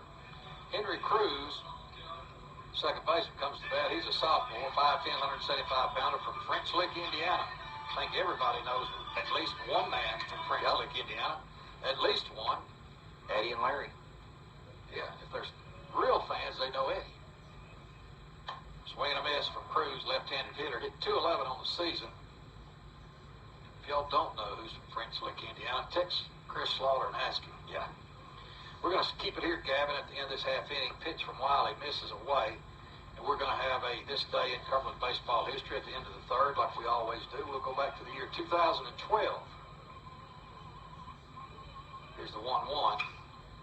Popped high on the infield behind third base. Hawson, Dalton Akawumi, and Drew calls for it in foul ground and makes the grab. 3-up, 3-down inning as Cruz pops out to the shortstop in the foul ground. No runs, no hits, no errors. Nobody left at the end of 3. Cumberland 6, Georgetown 0. We're going to keep it right here and do This Day in Cumberland Baseball History. We go back to March 28, 2012. In an unusually warm 84-degree day at Ernestale Stockton Field, the Cumberland Bulldogs outlasted old rivals Tennessee Wesleyan by a score of 10-8. Cumberland overcame a 4-0 deficit with 5 runs in the 4th to take the lead. Wesleyan scored 2 more in the 5th to retake the lead at 6-5 before the Dogs scored 4 more in the 5th and won the 8th to salt the game away. Cumberland used 8 pitchers in the game, with Jesse Coe getting his first win of the season and Devin Stovall recording his 3rd save. Offensively, the Dogs were led by future All-American Sam Lynn, Cody Farrell, and Nick Sidnor with 2 hits apiece, with Sidnor driving in 4 runs and hitting his first homer of the year. 13 years ago today, March 28, 2012. And we have talked to Chris Slaughter about some of the wild games that we've had over the years with Tennessee Wesleyan. That one was not as wild as some, but still it was a back and forth game. I remember the game because 2 of the guys I just mentioned I coached in Babe Ruth. Jesse Coe and Cody Farrell, 2 local guys. And we won the Babe Ruth championship that year. If that means anything, does to me. Despite the coaching. Despite the coaching of me and Philip Coe, who's a former Cumberland player and probably listening in today. I hope so anyway. Yeah, in spite of our coaching, we won the championship. 13 years ago today, 2012, Sam Lynn was the transfer from Vanderbilt, had to sit out with an injury the next year, 2013, and then 2014, wins the national championship. That 2012 team was pretty good. Leading off for the Phoenix, it will be top of the order, Drew Dalton Akawumi. Bats from the left side. He is doubled and flied out to left field. 1 for 2. His third at bat already. Top of the fourth. Top of the fourth.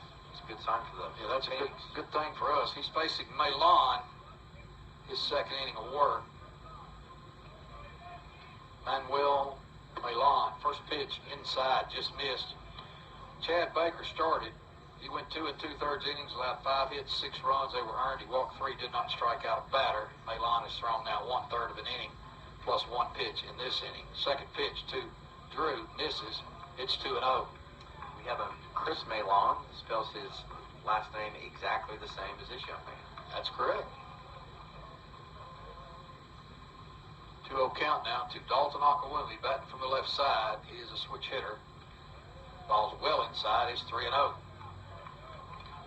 Randy mentioned this earlier. It's a deep backstop, so if it gets by the catcher, you are off to the races as far as moving up. That's exactly right. 3-0 count. Take it all the way. That's a 4-pitch walk, and Drew does. In this at-bat, what Drew does, he gets on base. Leads the conference in bases on balls. That is Drew's 30th of the season. Hunter Moser, good day so far. Hit by pitch and scored, singled and scored, stole a base. Bats from the right side. First pitch misses. Ball 1. Dalton Akawumi at first. I can't see it, but I trust he has a good lead. He does. You know he always does. Braxton Burst for Georgetown's up in the pen right now, so they're getting somebody loose. Throw over to first. Drew's got his traditional big lead, so would not surprise me if he tries to steal a bag here. I have not noticed if Milan's quick to the plate or if he... Big high leg kick, forget about it. There goes the runner. Drew's going to be safely in there with a stolen base. No chance at all for Hamilton, the catcher. As a former catcher, I always like to stick up for my catchers. When you got a guy that's got a really high leg kick, kind of slow to the plate, it's going to be very difficult to throw a guy out. So that base was stolen on the pitcher, Hamilton. 2-0 count to Moser with a runner in scoring position. Up high, 3-0. I'd like to welcome our listeners on WANT-FM 98.9 as you've just joined us. We're in Georgetown, Kentucky. I'm Randy Salas along with Chris Slaughter. Cumberland leads Georgetown in the top of the 4th inning by a score of 6-0. 1 man on base, nobody out. Hunter Moser up and takes that pitch for ball 4. Second walk in a row. And Cumberland has runners at first and second. That's 8 consecutive balls for Milan. Comes the coach out, going to have a talk. They're coached by Randy Geit in his 3rd season. Pitching coach is Val Stamler. Of course, we don't know which one's which, and that's going to be all for Milan, as he did not last long. Back to the station, Gavin, for 1 minute, and we'll be back with another pitcher for the Tigers.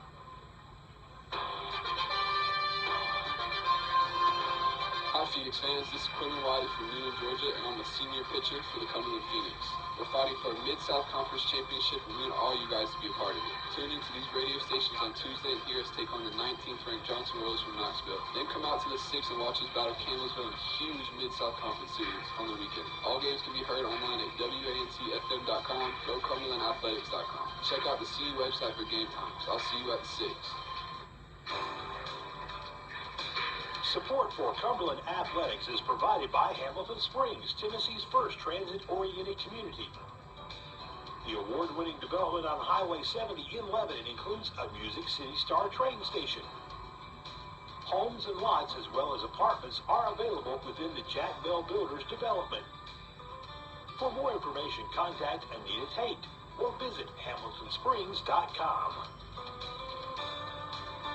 WANT, WCOR, WKDA, W252DU, and W270DM, Lebanon.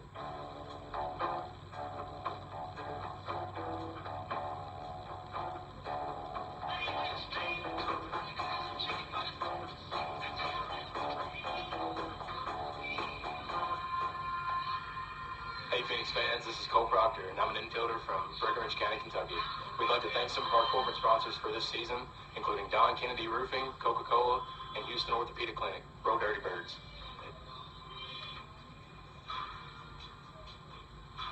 The new pitcher for the Georgetown Tigers is number 3, Braxton Burse, B-U-R-S-E, Burse. He's a righty, sophomore, 6 foot, 165 pounds from nearby Lexington, Kentucky. On the season, he has 2 wins, 1 loss, 6.75 earned run average, 6 appearances, 1 start.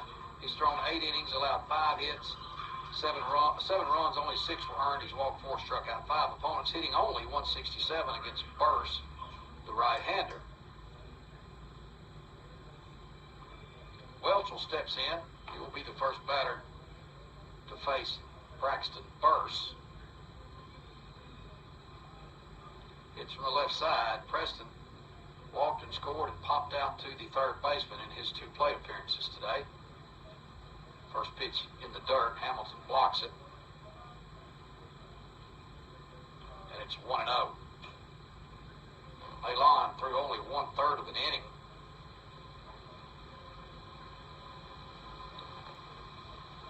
And faced 2 more batters, walked them both.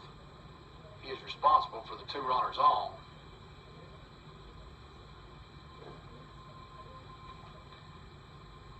Umpire having a problem with something I didn't see. Did you, Chris? Not scorekeeping. Yeah, I was too. I don't know if I think he got. What was the problem there, guys? You know, that's what I thought. Something got in his eye. Now the umpire's ready to go. 1-0 count now. Burse facing Cumberland's Preston Welchel. Long look at second. He turns. He throws to second. Dalton Akawumi is back. Stay down, Drew. Don't let him fool you. He doesn't. If there was a stat for many times thrown over, I think Drew would win that hands down. He'd be the leader. If we had dirt at our field, he'd be dirty all the time. I do miss dirty uniforms. Yeah. It's the only thing. I mean, I love our turf. Welchel hits that one high in the air, right field. Long run for Jacobs near the foul line. He makes the grab. Dalton Akawumi is going to tag. He's going to make it to third base. So fly out to right for Welchel for the first out. Runners at first and third now for Wilser 10. Wilser has 2 singles, 2 RBIs, and a run scored.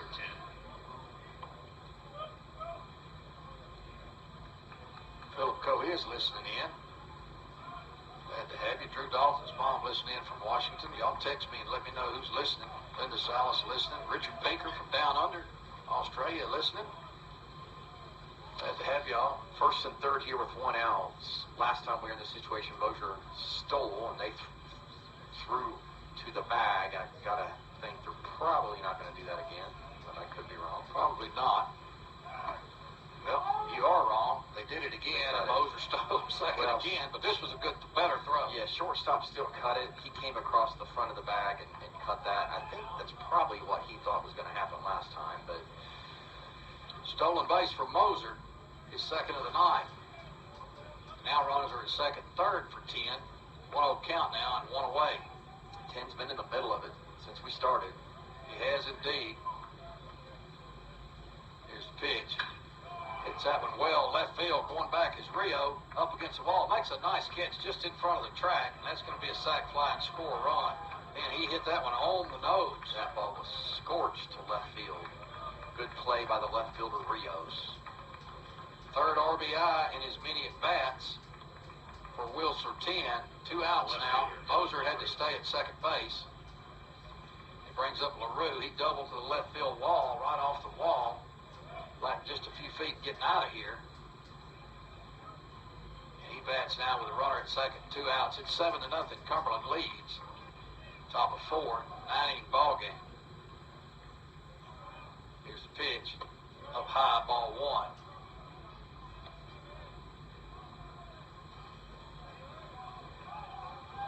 (615-430-9128). Shoot me a text. Tell me who you are and where you're listening from. Always glad to give you guys a shout out. Here's the 1-0 to LaRue, outside and low. It's 2-0. LaRue a chance to drive in another one. 5-3 ground out. And a double to left. So both his at-bats, Chris, he's gone the opposite way. Back left-handed. He can hit gap to gap. No doubt. And the pitch, it's 3-0. That pitch was a little low. Fastball from Burse. 3-0 count. He's swinging, Chris? No, I wouldn't think. But you never know. He might. There's the pitch. Perfect. Yeah. Nope. Ball 4. Not even much of a decision had to be made, as that was high and away. And now runners at first and second. Third walk in the inning. Correa, the hitter. Correa has reached on a fielder's choice in the first, and he has walked in the third. 0 for 1 officially. Right-handed batter. Here's the pitch. Breaking ball outside corner for a strike. Good pitch right there to start off Toshi Correa. Lights are on now. 77 degrees. Although with the wind blowing, the sun behind the clouds, it doesn't feel that warm. But it is a beautiful day, for sure. Same two teams tomorrow, 11 o'clock a.m. Central Time start for a doubleheader.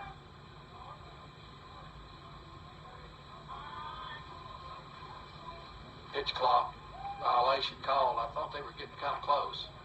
That puts a ball on the scoreboard. It's 1-1 now.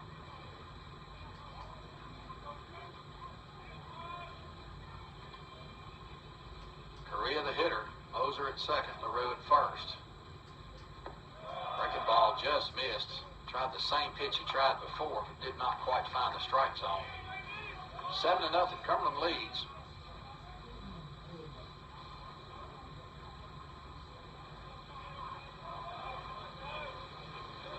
And the pitch, well outside, is 3-1 now to Correa. You know, for the last 20 games, nobody can throw Toshi Correa a strike, it seems. He's locked in on the strike zone. And the pitch, inside corner for a strike. Count goes full, 3-2. The two runners, LaRue at first and Moser at second, will be off. So on the pitch. Sold me that was a ball, but I think it actually was a strike. He was close. Couldn't sell the umpire, though. No. Here's the pitch. All 4 in the dirt. Toshi does it again. That loads the bases for Rafael Garcia. We don't have a hit this inning either. The second baseman. We do not. Scored 1 run, loaded the bases on 4 walks. That's got to make Coach Kite really upset. And there's all kinds of action in the bullpen. And once again, for Georgetown, they're just trying to get through this so far, trying to find a guy that can come in and get outs. Garcia came to bat in the third inning with the bases loaded, hit a sacrifice fly. Left-handed batter, right-handed pitcher. Here's the pitch. Inside, almost hit him. He will not hit a sacrifice fly this time, as there are 2 runners, or 2 men out. 2 in the mud, as they say.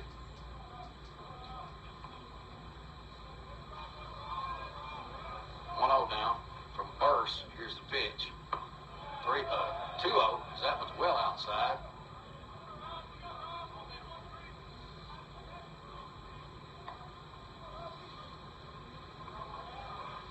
Rafi digs in. 2-0. Got to come to you here, Rafi. Hit us a line drive somewhere. Here's the pitch. Oh, inside, almost got him. He looked like Keanu Reeves in the Matrix right there, didn't he? Bent Up under backwards. his chin, and Georgetown cannot find the plate at all right now. Chin music. 3-0 count.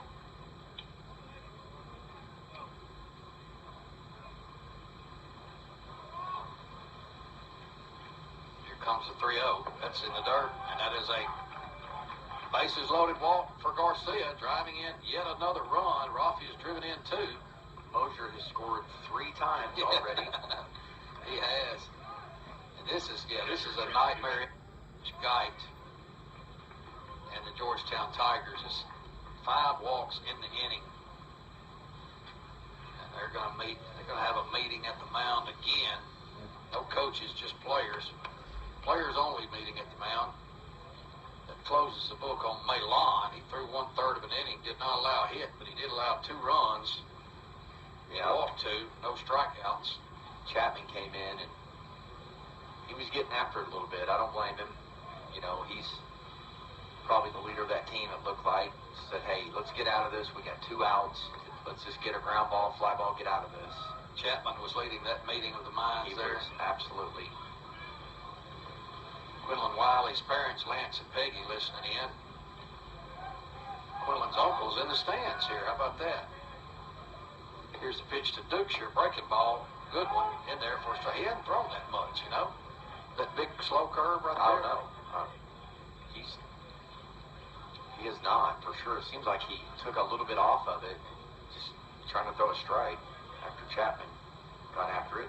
He did, 0-1. Dukeshire, ground ball, shortstop. Chapman has it over to second for the force. I like how Chapman comes in there, talks to his guy, gets him settled down. Now he comes by, smacks him on the back, so that's good leadership. Yeah, Right good job there. by the young man. But Cumberland adds 2 more runs on no hits, no errors, 3 men left on base. At the end of 3 1/2, Cumberland 8, Georgetown nothing. Back in a minute.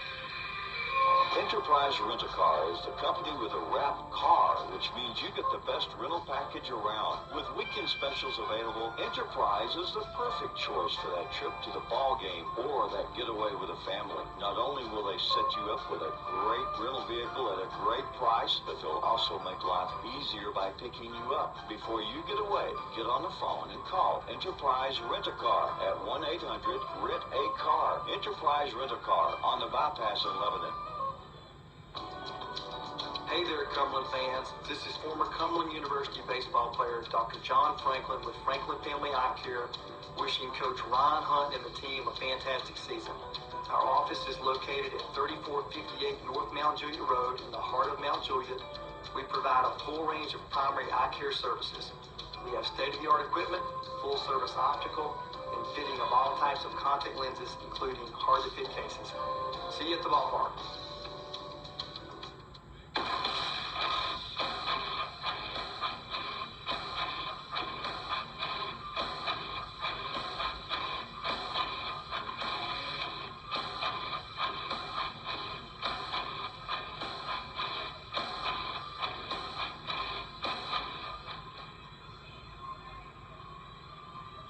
Hey Phoenix fans, this is Justin Goldstein. I'm a right-handed pitcher from Fairview, Tennessee. The Cumberland Phoenix would like to thank some of our corporate sponsors, including Emmanuel Baptist Church, Sinorama, and Wilson Emergency Management Agency. Go Birds! For Georgetown here in the bottom of the 4th, trailing 8-0, it'll be the top of the order, Elijah Verge. Verge has the only hit of the game for the Tigers when he singled, leading off the game to right field on an 0-2 pitch. First pitch sails outside on Wiley. Dukeshire can't handle it. Goes back to the backstop. 1-0 count to Verge. Wiley has faced the minimum, however, because Welchel threw him out at home. That's correct. Tentative swing, and Quinlan gets a lot of those tentative, unsure swings. It's that slider that looks like a fastball until it's bouncing, and it's just so difficult. 1-1 count. Ground ball up the middle. Dalton Akwumi, long run, makes the play, cannot get anything on the throw. Throws it away, but not going to be able to advance. So that's an infield single for Verge. I was about to make the comment that Drew was playing well over toward third base, and Rafi was playing well over toward first base at second. So there's a big gap up the middle, and Verge is 2 for 2 and hit the ball hard yet. Yeah, that was just a CNI single up the middle. If Drew's playing his traditional position, he might have a shot to field that throwing out, but good job of hitting by Elijah Verge for a second hit of the game. Yeah, he's got 2 hits, and they count. They're line drives in the He score. went on the first pitch. He's got a huge lead right here. First pitch from Wiley outside, ball 1. He stole a base last inning. Yep, first pitch. The first pitch, and so up 7-8 nothing. I can't imagine, but if he feels confident, feels like he can get it, you never know. Huge lead. They need to throw. That's a Drew Dalton Akwumi lead.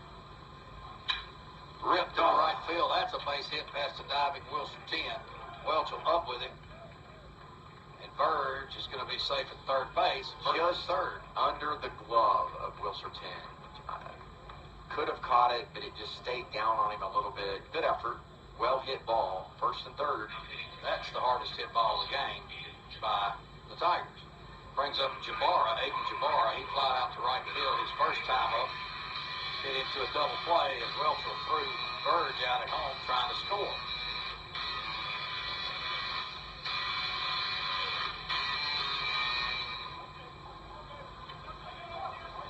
Georgetown threatening to put some runs on the board here against Wiley with runners at first and third and nobody out. First pitch to Jabara, down low, misses, ball one. Wiley's gone all the way for Cumberland. Allowed 3 hits, no runs so far. Jabara, the big right-handed first baseman from California. Second pitch misses up high. It's 2-0.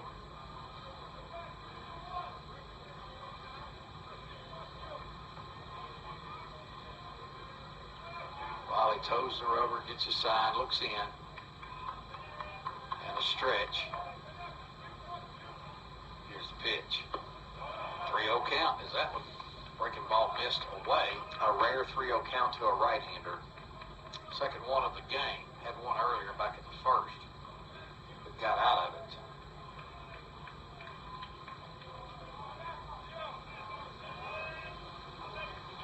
Here's the 3-0. Strike call, fastball outside part of the plate. 3-1 count. Come all the way back here, Q.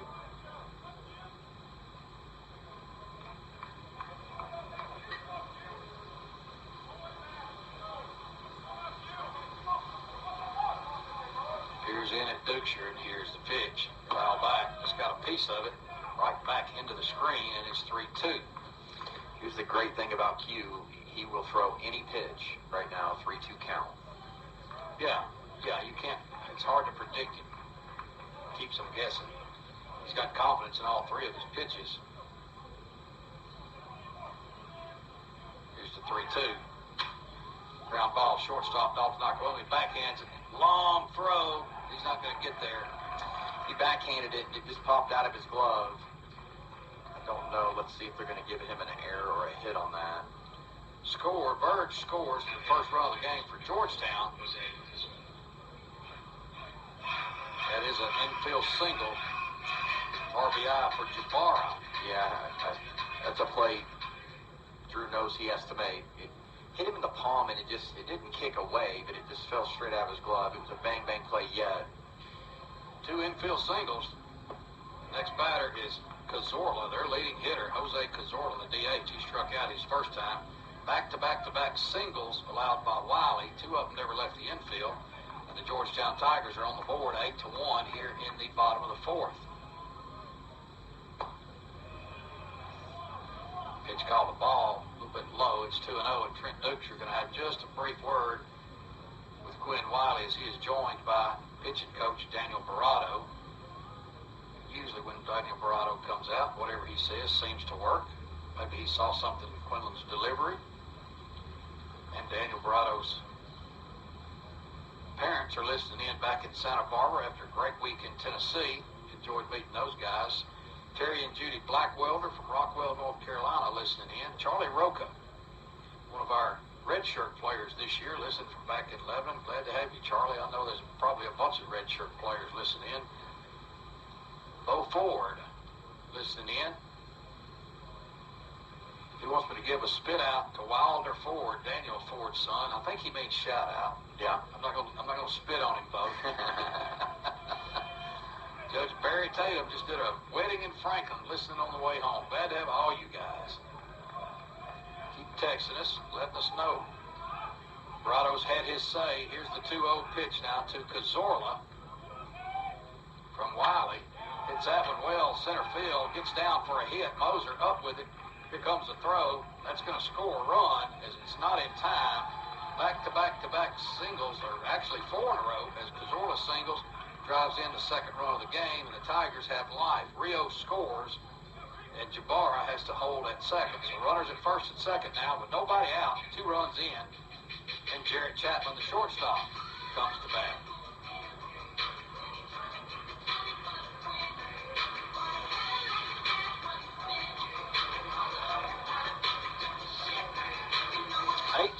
Cumberland leads, bottom of the 4th inning, 9-inning ball game, with runners at first and second for the Tigers, and Jarrett Chapman, the shortstop, up.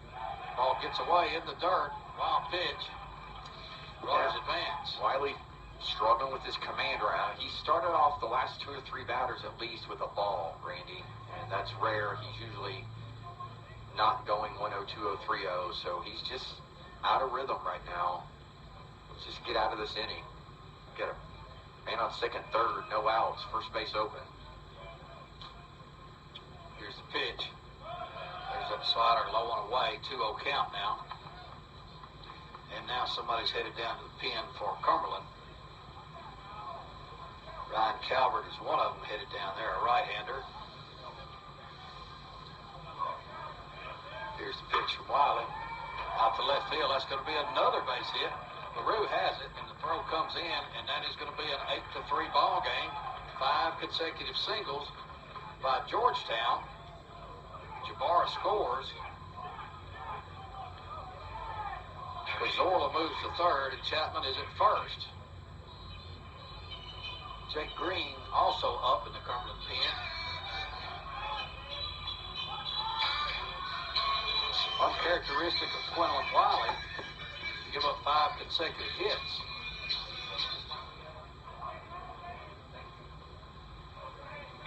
The hitter is Jacob, the right fielder, DeAndre Jacob. Bats from the right side. Throw over to first. Chapman's back easily. Jacob struck out his first time against Wiley.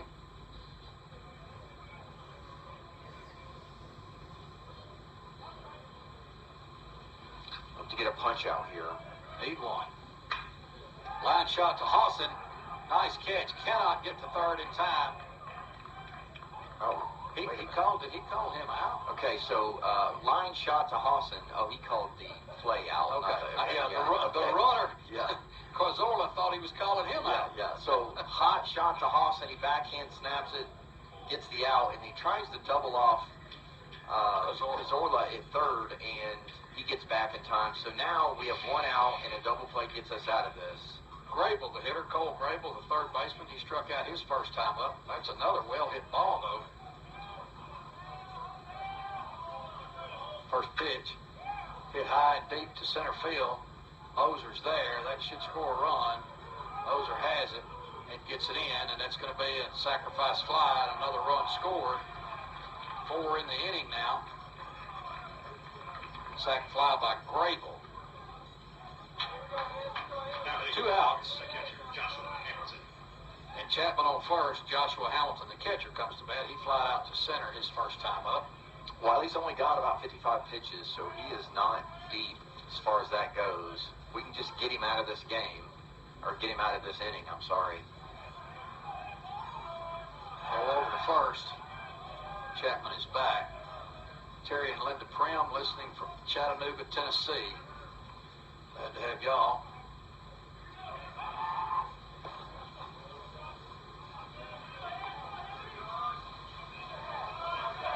Wiley takes his look, throw in, ball high, 1-0. 8-4, Cumberland leads, bottom of 4th inning. And now all of a sudden the Tigers have more hits than we do, 6-5. Swing and a miss, 1-1. Best pitch he's had in a while. This inning for sure. Just Good perfect slider. Wiley slider.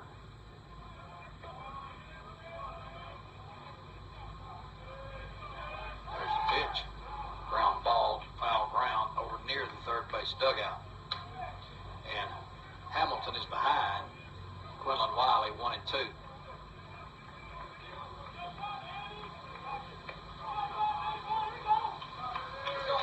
Great time for the slider. Get a punch out. 2 outs, 1-2 count. Here's the pitch from Wiley. Down low, still attempt. Call him safe. I don't get that, but he's a lot closer than I am. The throw beat him, but looked like Raffy didn't get the tag down, maybe. Looks like Raffy was in front of the bag, a good foot, and kind of hard to tell from this view. So Chapman did a kind of a little bit of a outside slide trying to avoid him, and apparently did so. Great throw by Dutcher. Good throw, excellent throw. I still thought he got it, though, but, he's right there. He's 6 feet away, and we're farther. Runner in scoring position for Hamilton. Ball in the dirt. Tried to go to third. He's going to make it. That's a wild pitch. Chapman is now at third. Dukesher did a good job of blocking it. He popped up, runner was going. He easily has him if he can just pick it up, but he reached down to grab it and just wasn't able to grab the ball, corral it in, and make the throw to third. Aggressive base running by Chapman has him in a scoring position, third base. Jared Chapman has made his presence felt in the last inning and a third. There's a 3-2. Ground ball up the middle. Dalton Okwumi, long run, has it. Side arc throw, 10. Oh, what a play. Snags it once again. Wheels for 10. Bails us out with a beautiful catch of a dirt ball. Great play by Dalton Okwumi. He had to sidearm that thing. And that's a 6-3 ground out, but damage done by the Tigers as they score 4 runs on 1, 2, 3, 4, 5 hits. No errors, and 1 man left as we finish 4 complete. Cumberland 8, Georgetown 4, back in 1 minute. Sports World in Lebanon offers school apparel for your favorite sports team. Hoodies, shirts, hats, ear warmers, and toboggans to show off your school spirit. Sports World also specializes in team uniforms, equipment, and sporting goods supplies, offering customized apparel with screen printing and embroidery that carry North Face, Columbia, Under Armour, Adidas, and more. The staff of Sports World is happy to assist you with all your sporting needs, big or small, open Monday through Saturday. Find them on Facebook for new arrivals and information for anything and everything sports. Think Sports World in Lebanon.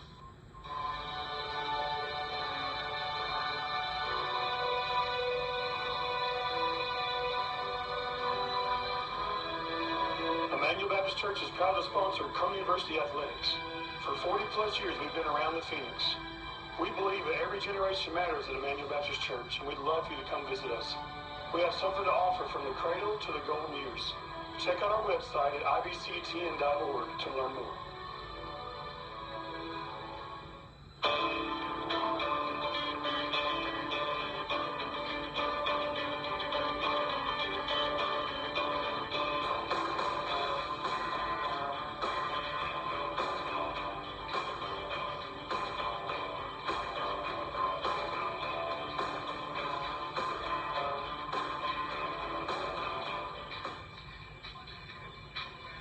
Top of the 5th inning for Cumberland.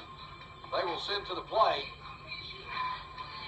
9-1-2. Gaines Hosson, Drew Dalton Okwumi, and Hunter Moser, and they will face a new pitcher, the 4th for the Tigers, Jared Casebeer, number 35, 6'1", 205-pound senior from Irvine, California. Casebeer, no record, only 1 appearance this year. He threw 1 1/3 innings. He allowed 3 runs, walked 1, struck out 1, so it's a limited sample size for Casebeer. He faces Hosson, the right-handed batter, sophomore from Murfreesboro, Tennessee. Hosson, on the day, 0 for 2 with a line out to center field, robbed of a hit. And they ground out to third, or at least reached on a fielder's choice. Ground ball to third. 2-0 count now from Casebeer to Hosson. Braxton burst through 1 inning. No runs, no hits. He did walk 3 batters, did not strike out anyone. Casebeer is the 4th thrower for the Tigers. Here's the 2-0. Inside corner for a strike, 2-1. Cumberland scored 3 in the first, 3 in the third, 2 in the fourth to take an 8-0 lead. And the Tigers bounced back with a really good 4th inning, putting 4 runs on the board. It's 8-4. Breaking ball, good pitch inside corner. Had Hosson ducking away from it a little bit.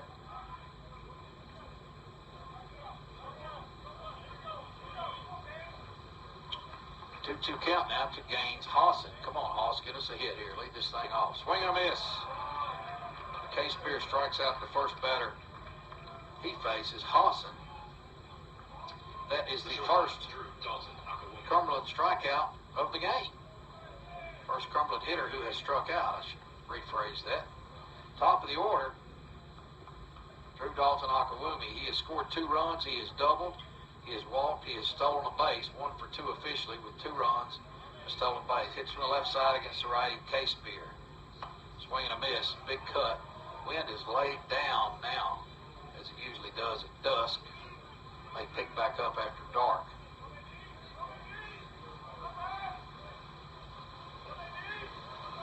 Here's the pitch, squares to bunt. Got a piece of it, fouled it back into the mid of Hamilton. And Drew's behind 0-2.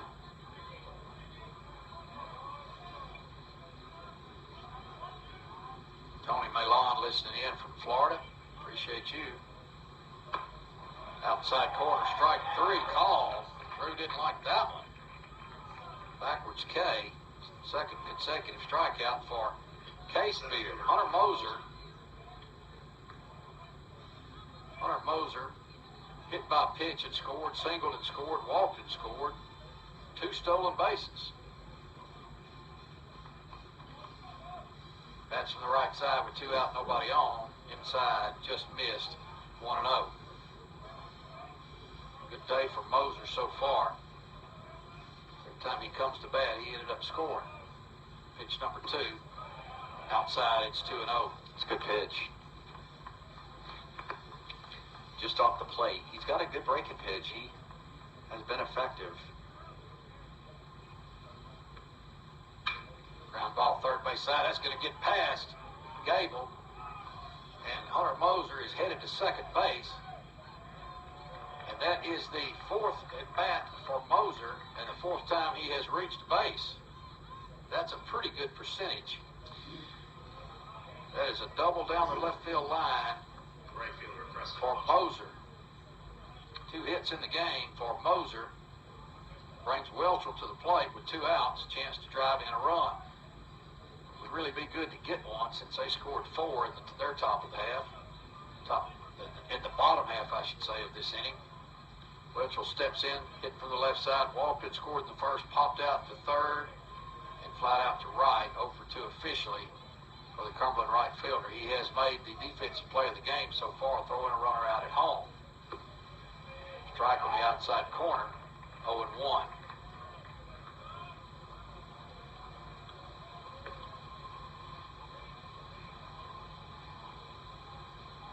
Welchel steps back in, bouncing up and down, getting himself ready.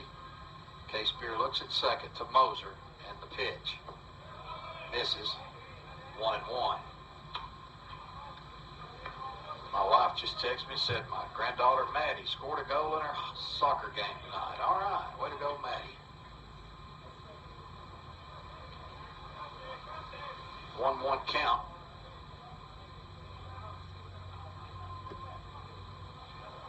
Here's the pitch.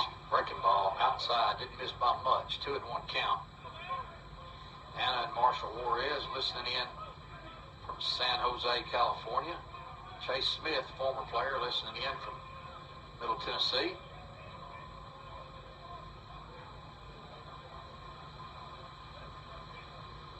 Outside, it's 3-1. Now, this is where Preston should get ready and be licking his chops right here, Chris. Wouldn't you say? 3-1 count, Yeah. Gotta come to you. Yep, you like it 3-1. But I'll tell you, as well as he's thrown that breaking pitch, it would not surprise me if he dropped it in there.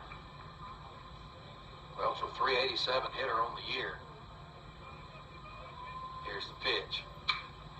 It's that high in the air on the infield. Second baseman Cruz calls for it and makes the grab on the edge of the grass. Welchel pops out to second base for the 3rd out of the inning. No runs. Score for the Phoenix on 1 hit, no errors, 1 man left. Heading to the bottom of the 5th. Cumberland 8, Georgetown 4. Back in a minute. And we're back with breaking news. The new Coke Zero Sugar might be the best Coke ever. That's right, Jim. With an improved taste and 0 calories, the new Coke Zero Sugar is a must-try for any Coke fan. So make sure you... Jim. Jim. We're on the air. Ooh, yes, this tastes like the best Coke ever to me. Your thoughts, Jen? Well, can I have a sip? Jen, we're in the middle of reporting the news. I need to try it first. What do you look for in a sign store? Experience, quality, premium products? How about all of the above? At Signorama, we've served our communities with quality products and exceptional customer service for 35 years. Everything from vinyl banners and yard signs to channel letters to truck and car wraps. We create eye-catching designs that will enhance your business's visibility and get great results. Contact us today to learn more about custom signs or for a free consultation. Signorama, locally owned and nationally known. Hey,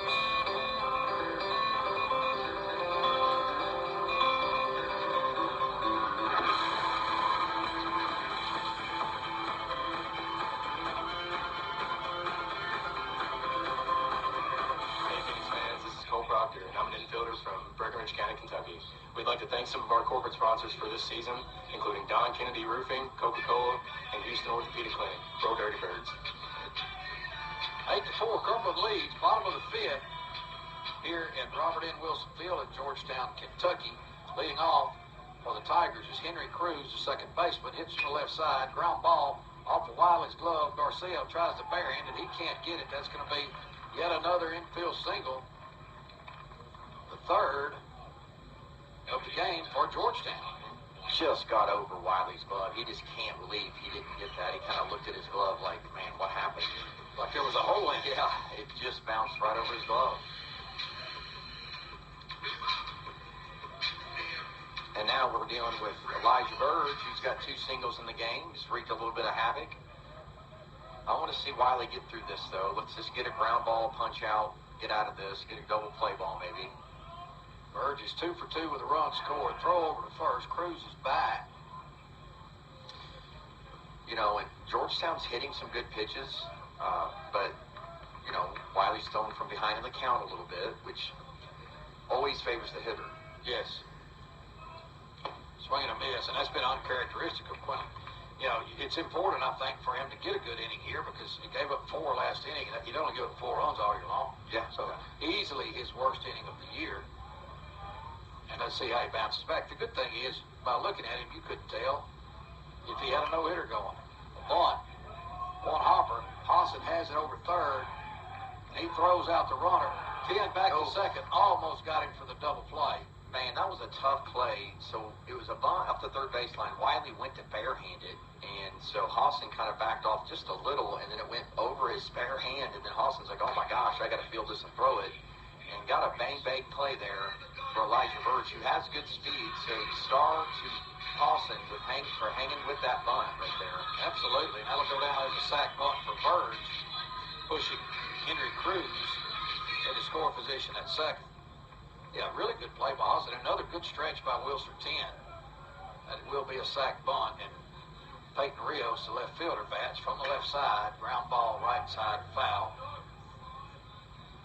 Runner at second, 1 out. They are getting barrels on the ball. They are now. Yeah, they weren't until that last inning. In fact, Wiley had faced the minimum through 3. Turn and throw back to second. Good throw, but Cruz slid back under it. Put that one on the money. 0-1 count.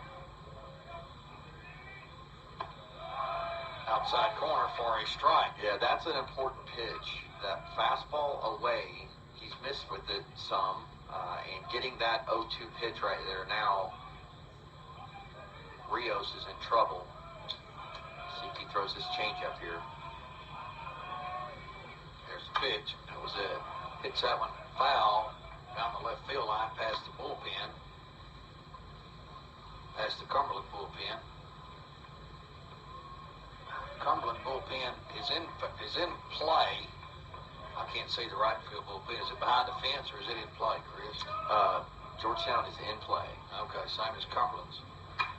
Ball hit out to right field. A little blooper. That's going to fall for a base hit, and that's going to score a dadgum run. I'll be dinged on. 8-5 is the score as a little bloop single from Rios out into right. Plates Henry Cruz. So the bunt worked, putting him in scoring position, and Rios comes through with an RBI single, his second single of the game. He's on first now. Here comes Coach Hunt. That's going to be all for Quinlan Wiley. Tough outing for Q. First one he's had all year that wasn't spectacular. Hey, we'll give him that. We'll give him that. Back to the station, 60 seconds, and we'll be back. Don't let a sports injury bench you this season. Go to Houston Clinic Orthopedics for your fracture, sprain, or strain. Let our world-class staff help you get back on the field because orthopedics is all we do.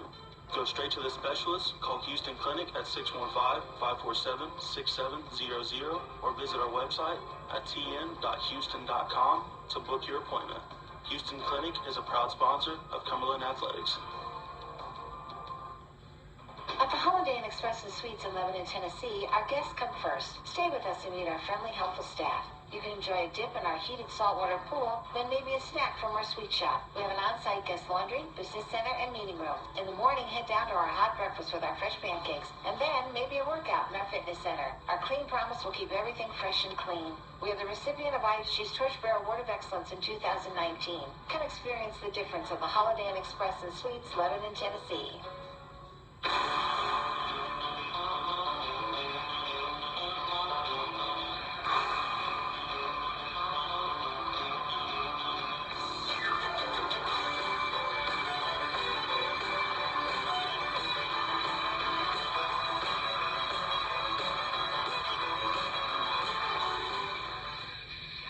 Hi, Phoenix fans. This is Chris Milan from Miami, Florida. 305 for life.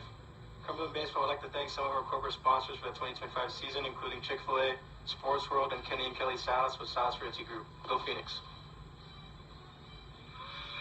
New pitcher for Cumberland is Jake Green, number 14. Jake is a right-hander, 6'1", 185-pound senior from Thomasville, Georgia, East Georgia State Community College, and he is Quinlan Wiley's former teammate and roommate now. Also from Georgia. Look at Green's numbers, having a good year. 3-0 is his record, 3.20 earned run average, 15 appearances, 2 starts, 1 save, 25 and a third innings pitched, 17 hits, 10 runs, only 9 were earned. He's walked 10, he struck out 27. Opponents hitting only 189 against Jake Green, the righty, and he, much like Wiley, has a good slider that keeps hitters off balance, right, Chris Slaughter? Yes, sir. Great opportunity for the young man. See if we can leave this guy at first base. He's just a ground ball away from getting out of this. Aiden Jabara, the first baseman, bats. He flat out to right in the first, hitting into a double play as well to threw the runner out trying to score. And he reached on an infield single and drove in a run and scored a run in that 4-run fourth. 8-5, Cumberland leads. Throw over to first. Safely back is Peyton Rios. Green facing Jabara.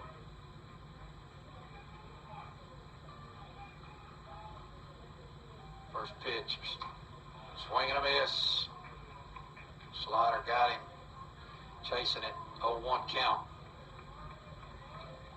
8-5, Cumberland, 8 runs on 6 hits, no errors. 5 runs on 8 hits for Georgetown, also no errors.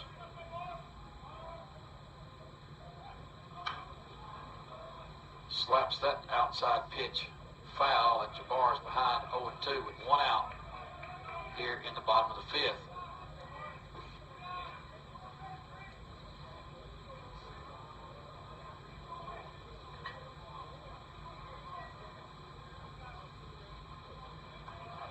Green from the stretch, the right side, first base side of the rubber. Foul that one back again. Count remains 0-2 to Jabara.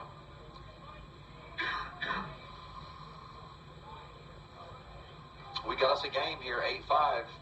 Yes, we do. We got to get back on the bats when we get in this inning. Good lead from Rios over at first. Green throws over. Rios is back.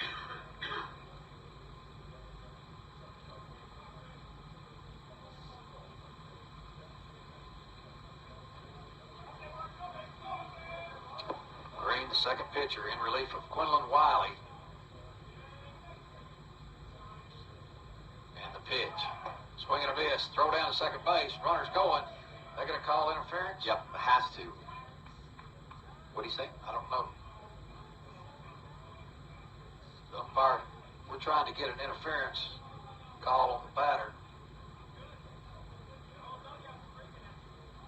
And the umpire having a word with our dugout. I don't understand. Okay, let me paint the picture, guys. It was a strikeout and throw him out, and the hitter stepped across the plate into Dutra's path of throwing the ball. I can't understand why he would not have called batter's interference on that. Well, and neither can our dugout. Yeah, and the umpire got rabbit ears real quick, started barking with the dugout, but I don't understand how he did not call it back hitter's interference on I thought he did because he was waving his arms. He was saying no. I guess he was saying no, Yeah. as in no interference, because our dugout was yelling at him for interference.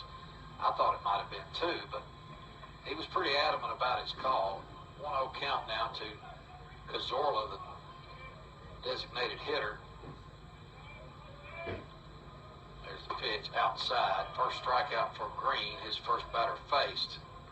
2 outs in the inning, runner in scoring position. 8-5, Cumberland leads. I'd love to have his thought. I'd just like to say, hey, why isn't that? Hitter's interference. Why do you He think stepped it's across not? the plate right in front of Dukeshire. He was chasing that outside pitch. Called another balk. Second balk of the game.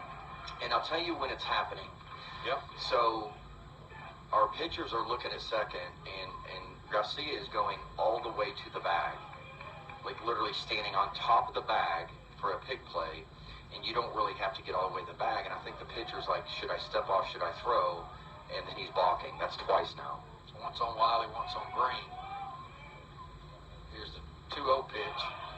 Strike called at the knees, 2-1. I was never a middle infielder, but I don't remember just seeing it a million times as a catcher where the second baseman goes all the way to the bag and stands on it. And so I don't know if that's throwing off our pitcher. Usually you just want to get, 2-3 feet away from it. Swing and a miss. 2-2 count. Get him right here, Jake. Let's come in and get some more runs.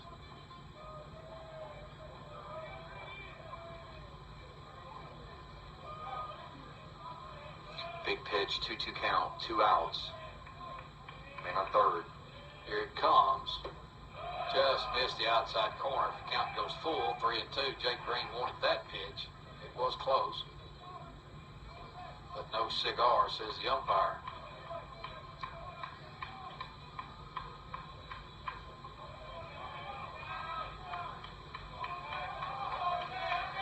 Big pitch right here. Let's get him, Jake. And here it comes. Check swing, foul over toward the first base dugout. And we'll do the 3-2 again.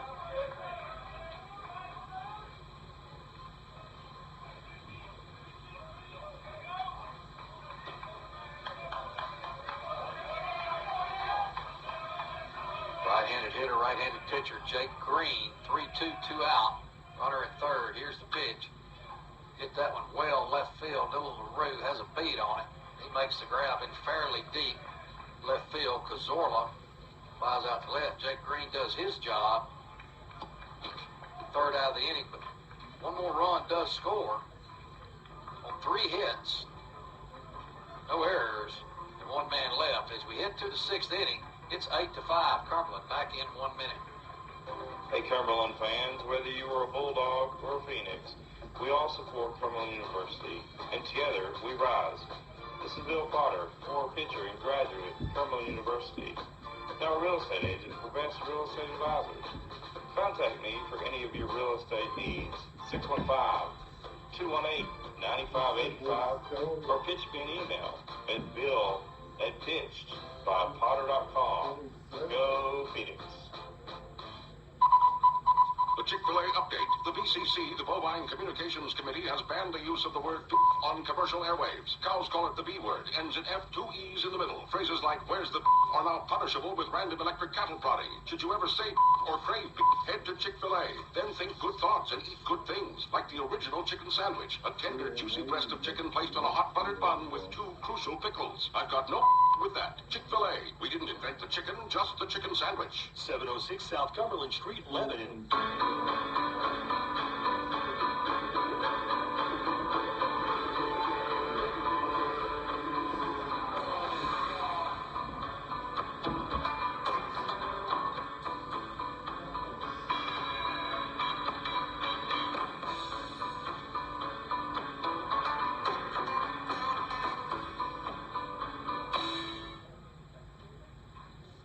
Top of the 6th, Cumberland leads 8-5. Leading off for the Phoenix will be Wilster 10. He's facing the 4th pitcher used by the Tigers, Jared Casebeard. 10 having a good day so far at the plate. hitter. First pitch, ground ball, shortstop. Chapman boots it, bobbles it. He can't make that play. That's got to be an error on Chapman. But 10 reaches base now for the second time. That's a big break. We need base runners. Mosier hit a double last inning, and other than that, we really couldn't get anything going. So getting that first base runner on usually pays dividends for the Phoenix. 10 is at first now with nobody out. Dylan LaRue, the hitter, switch hitter back to the left side against the righty Case Beer. Takes a look over at Wilson 10. He ain't going anywhere, I can promise you. Ball outside. LaRue takes it 1-0. Dylan has grounded out to third, double to left field, walked, 1 for 2 officially. The left-handed hitting left fielder, left-handed this time, he's a switch hitter. Foul ball away, 1-1. 10, not a threat to run down there at first. Toshi Korea is on deck.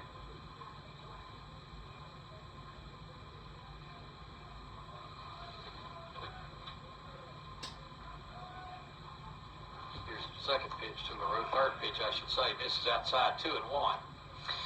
I'm glad that these last 2 at-bats, Dylan has been more selective. He swung at the first pitch, 2 first at-bats, and so he's just being a little bit more selective here. He worked a walk last at-bat. And the pitch, inside corner for a strike, it's 2-2. He also crushed a double to left field, so I'm not complaining. Dylan did not like that. Wind has died now. It was blowing pretty good earlier in the game, but flag's not moving. The trees beyond the outfield fence aren't moving. Maybe a tad bit, but not much. Here's the pitch.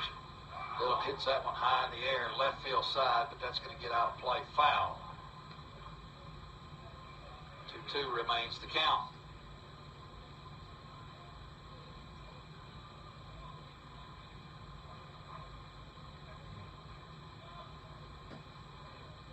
Takes a look over at first. Turns his attention back to LaRue now, pitching from the middle of the rubber. Little nubber out in front of the plate. Case Beer has to hurry. Picks it up barehanded. And he barely throws Dylan LaRue out. Nips him right at the wire. Works like a bunt. It's not a bunt, but it works like one as a swinging bunt. As 10 advances to second on the 1-3 ground out by LaRue. 1 out now for Korea. Toshi Korea, right-handed hitter from Chiba, Japan. Toshi has reached on a fielder's choice and walked twice. So he's been on base 3 times. 0 for 1 officially. Bats from the right side. Case Beer taking a very long look with 10 at second. Here's the pitch.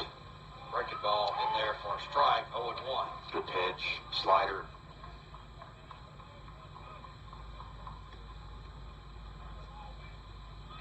Bats have kind of gone silent here lately. We did score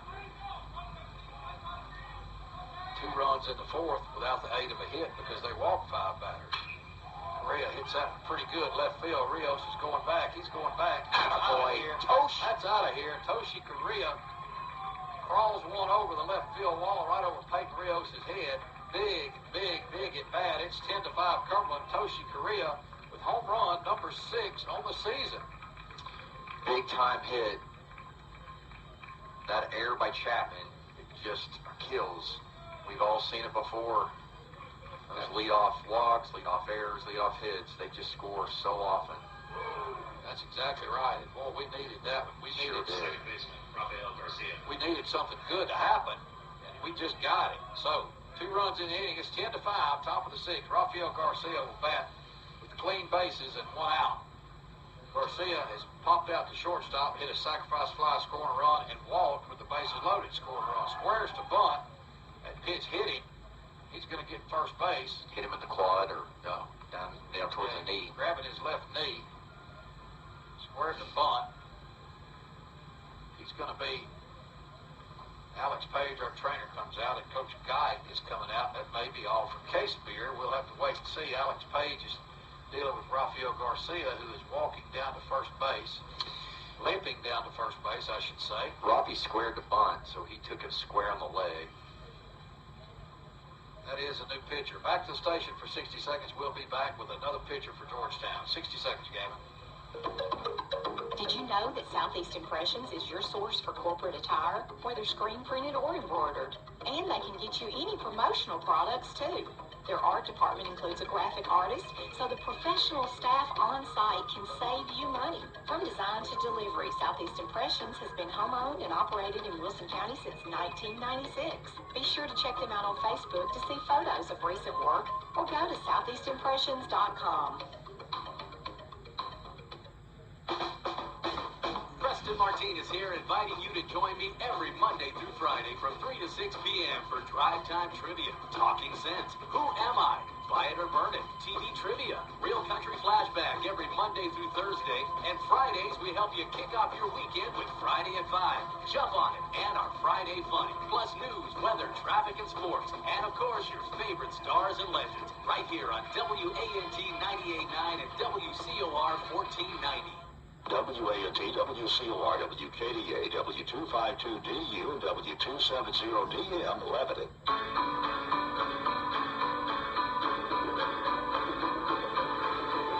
Good pitcher for the Georgetown Tigers.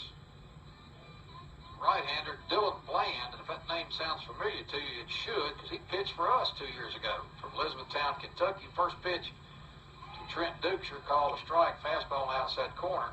Dylan can bring it, boys and girls. He can throw it hard. He played for us in 2022, was injured, had to sit out 23, and then transferred to Georgetown here. He had pitched at Ball State previously.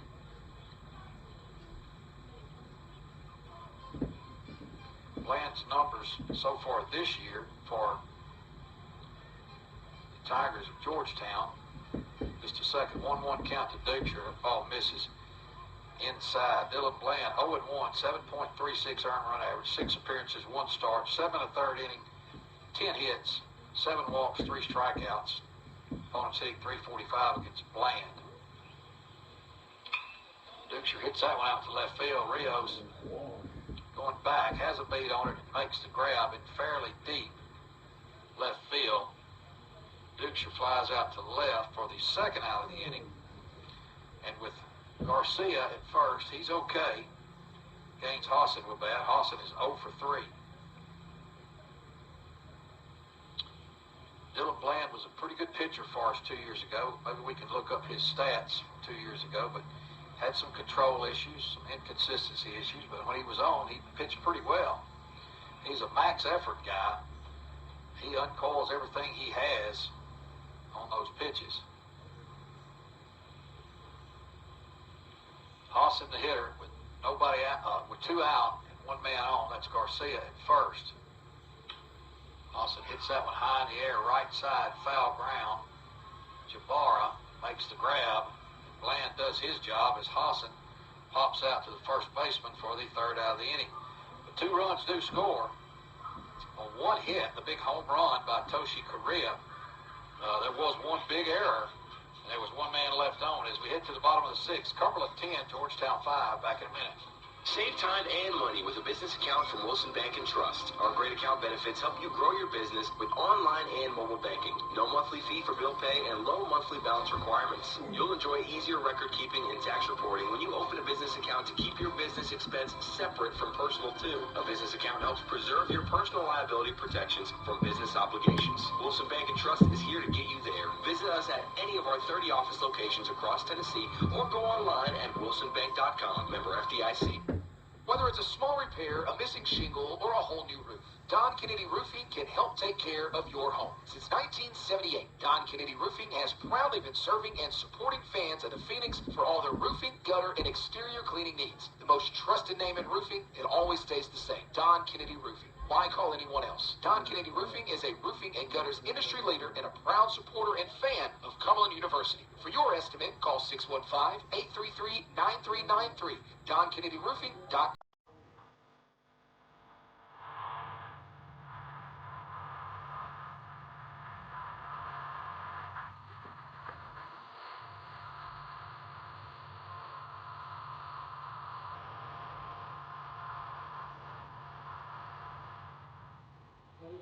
Hi, Phoenix fans. This is Aiden McDonald, and I'm a middle infielder from Aldie, Virginia. The Phoenix would like to thank some of our corporate sponsors, including Wilson Bank and Trust, Bill Potter with Best Real Estate Advisors, and Outback Steakhouse. Go Birds. Jake Green, his second inning of work for Cumberland. We're in the bottom of the sixth. Cumberland leads 10-5. I'm Randy Salas along with Chris Slaughter, bringing you all the action for Robert N. Wilson Field in Georgetown, Kentucky, home of the Georgetown Tigers. First game of a three-game Mid-South Conference series. Leading off for the Tigers against Jake Green will be shortstop Jarrett Chapman. He is grounded out to third and single, driving in a run and stolen a base. 1 for 2 on the day for Chapman. That's from the right side against the righty Jake Green.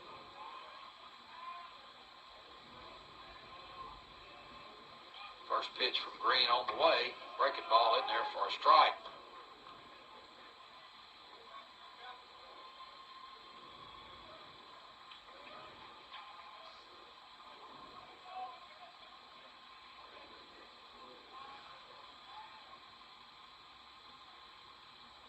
Second pitch, outside corner for a strike. Attaboy. Green is up 0-2. Green looks like Green today. I love his composure on the mound as well. Yeah, he's much like Wiley. Nothing seems to bother him too much. A little more emotion than Quinlan, I think. Fly ball left field. That's a can of corn for LaRue. He's under it, and he makes the grab for the first out of the inning. Chapman flies out to the left. DeAndre Jacob, the right fielder, bats. He is 0 for 2. Smashed a line drive his last time up that Gaines Hosson made a nice backhanded catch of, about 6 inches off the ground near the third base bag.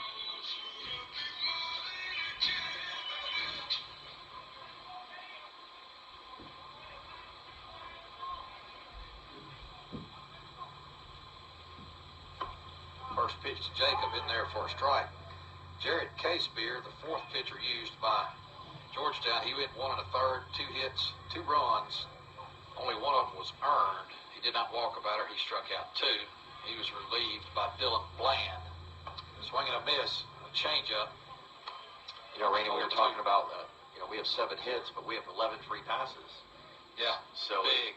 If they're throwing strikes and he's around the zone, we're going to have more than 7 hits. I think sometimes it's lost in that, but I'm proud of our hitters, man. And only struck out twice. Yeah, we're doing a good job at the plate just because they've not consistently been on the plate throwing strikes. Fly ball left field, pretty deep. LaRue's going to watch that one sail over the scoreboard. Solo home run for DeAndre Jacob, the right fielder. Big joker. From Georgetown, his second home run of the year, only the 9th home run of the year for the Tigers. And thankfully, it's a solo shot, and that makes the score 10-6. Left that one up a little bit in the zone, and he drove it out to left. It was a no-doubter as LaRue just took a few perfunctory steps back toward the scoreboard and watched it sail deep over the scoreboard, a no-doubter. Cole Grable, the third baseman, bats. He struck out and hit a sac fly driving in a run. 0 for 1 officially. First pitch from Green at the knees, a strike, 0-1. First run allowed by Green.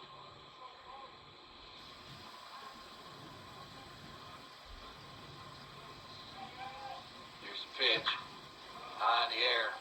Shortstop Dalton Akawumi goes back. LaRue, the left fielder, comes in. LaRue calls it. He makes the grab. FO7. Second out. Joshua Hamilton, the batter. He is 0 for 2. Bats from the right side. 10-6 now. Cumberland leads. Bottom of the 6th inning. What looked like the Phoenix were going to run away and hide with an 8-0 lead. In the 4th. The Tigers have scratched and clawed their way back into it. It's a 10-6 game. Inside missed, ball 1 from Green to Joshua Hamilton with 2 outs, nobody on.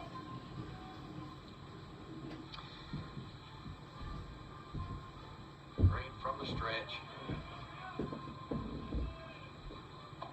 That pitch is a good one. Strike at the knees, 1-1. So take Green out of the rotation tomorrow, so which is fine. But we'll have to have a couple guys come out of the pen tomorrow and hold it for our starters. Hopefully our starters can throw deep into the game tomorrow as well. Outside, ball 2, 2-1 count.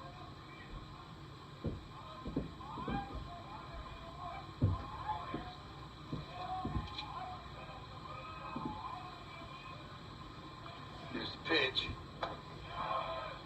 Call strike. A slow call by the ump, but a strike call nonetheless. And the count's 2-2.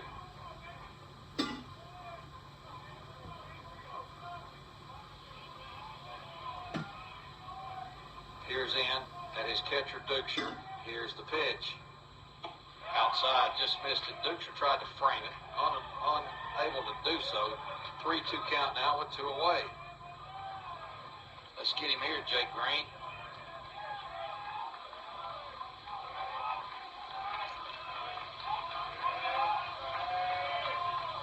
And the pitch fouled away over the first base dugout. I think Hamilton is a crowd favorite, just being called up from the JV squad, and you can hear all the folks cheering for him. He's done a good job behind the plate.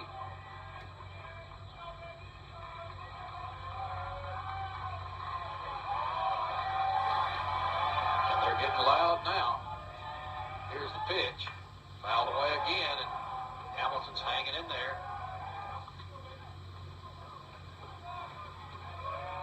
Tried to beat him with a fastball in, and he fought it off. Set up for a slider here. He's making Jake Green work, that's for sure.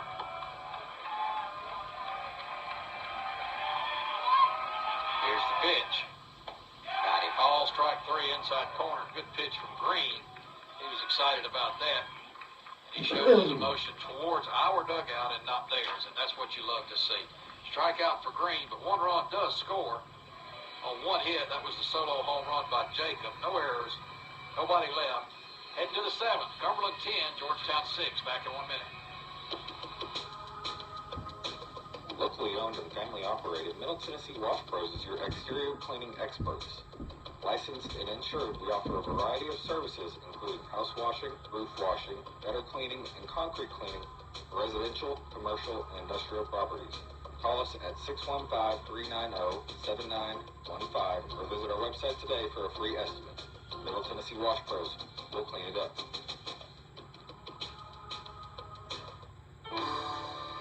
This is Kenny Salas with Salas Realty Group here in Lebanon. As a proud former football player at Cumberland, I'm so excited when football season comes around. At Salas Realty Group, we're here to help in any aspect of real estate, whether that's buying or selling commercial or residential property, or if you're looking to get a cash offer on your home. Give us a shout, find us on social media or our website, salasrealtygroup.com. Kenny Salas, Salas Realty Group on the square in Lebanon, 615-268-2165.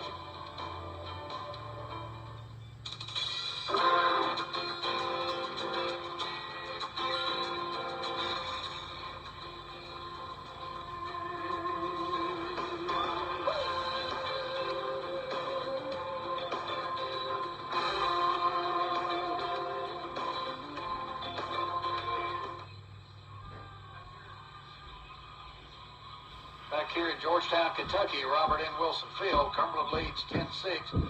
If you're a former Cumberland football player listening to us, you need to check out the Cumberland Football Alumni Reunion on April 4th. That's Friday, a week from today, 6:30 to 8:30 p.m. at Cedar City Brewing Company on the public square in Lebanon. Contact Kenny Salas or Kyle Schaefer for more information. You can reach Kenny at 615-268-2165. And hope you'll all, former players, tune in, come in, show up at the Cedar City Brewing Company. First pitch to Dalton Akawumi from Bland is a ball outside. I'm sure we have a lot of former Cumberland football players listening. 1-0 count now from Bland to Akawumi. And you see what I was telling you about Dylan Bland. He brings it. Yeah, he throws hard.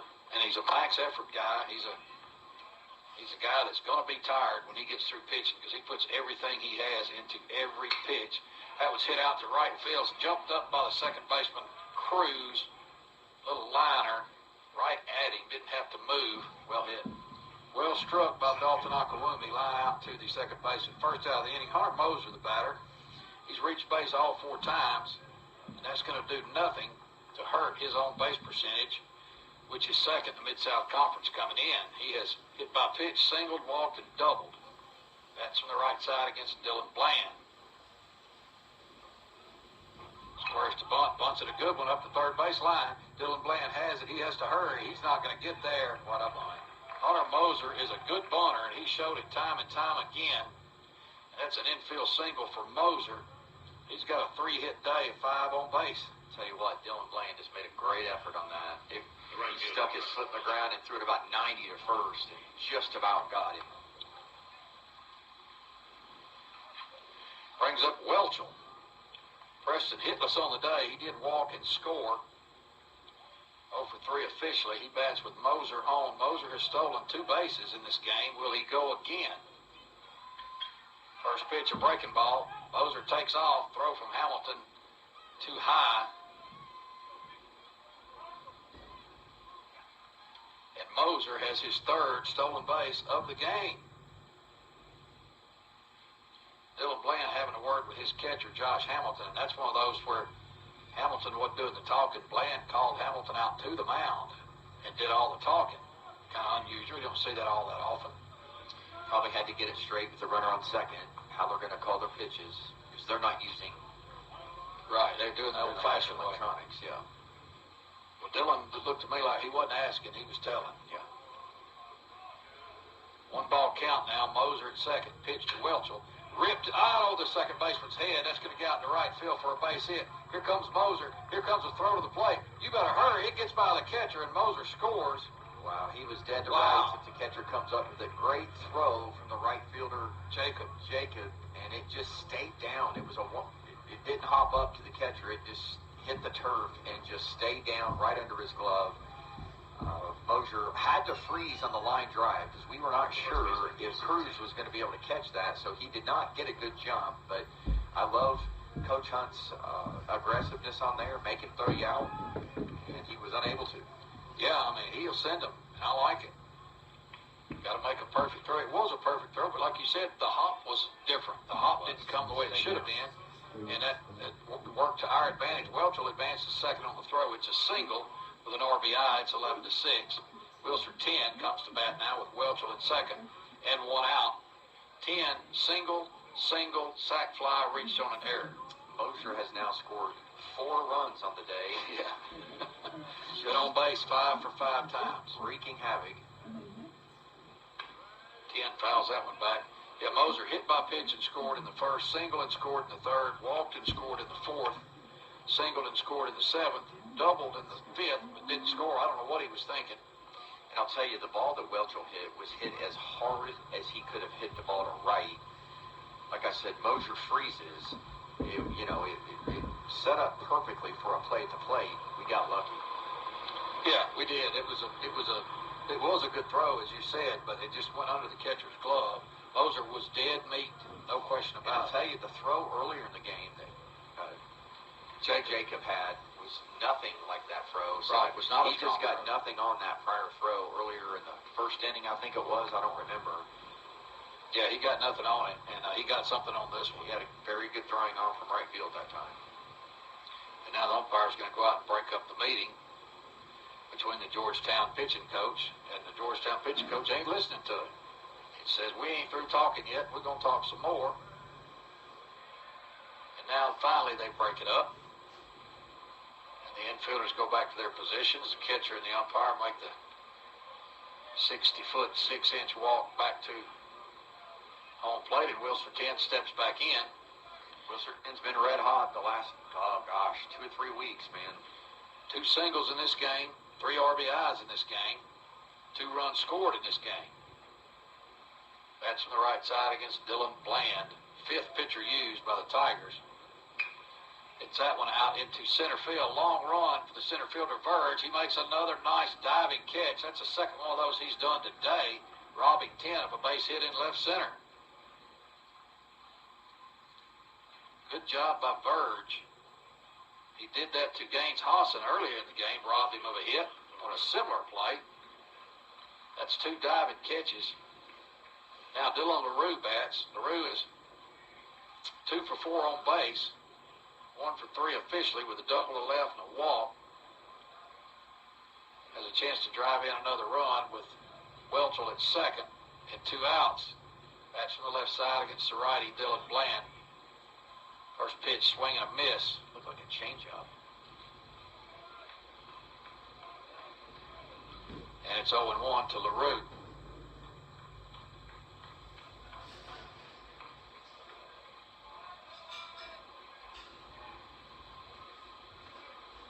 Here's the pitch. Takes it for a strike. It's another off speed of some sort. 0-2 count now to LaRue.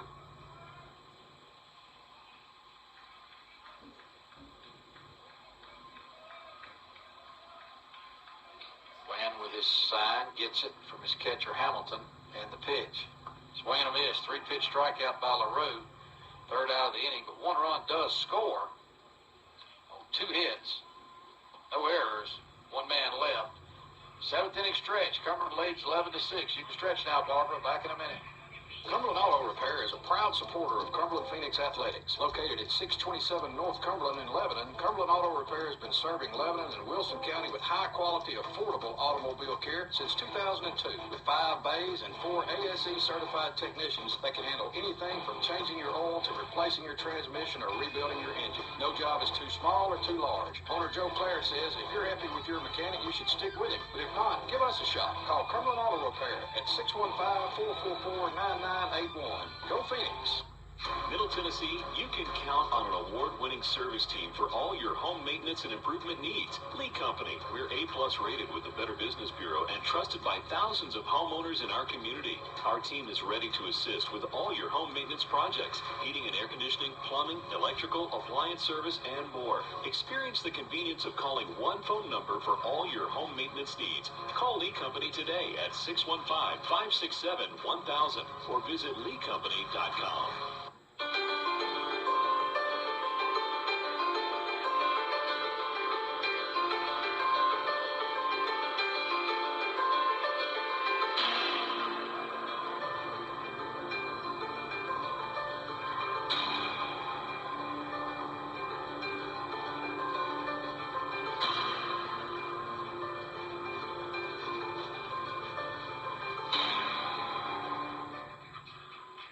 Fans, this is Hobbs Dunn. I'm an infielder from Joliet, Illinois.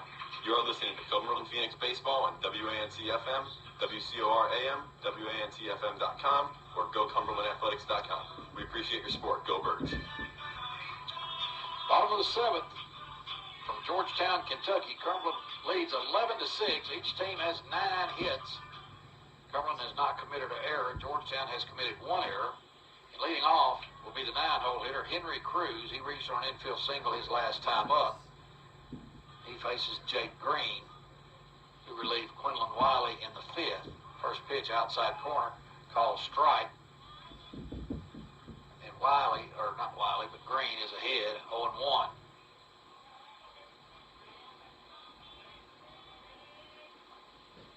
Here's the second pitch. Swing and a miss. Green has worked an inning and 2/3. He's allowed 1 run, the solo homer by DeAndre Jacob, the Tigers' right fielder. 0-2 count now to Henry Cruz, the 9-hole hitter, left-handed batter for the Tigers, playing second base. Up high, missed. 1-2 count.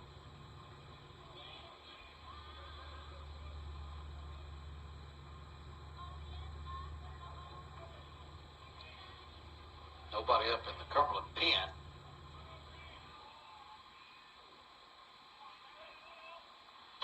Check swing. He did not go on another pitch that was high. That was his changeup. He was at a high fastball he threw 0-2 was a setup pitch, and he just was not able to locate his changeup that time.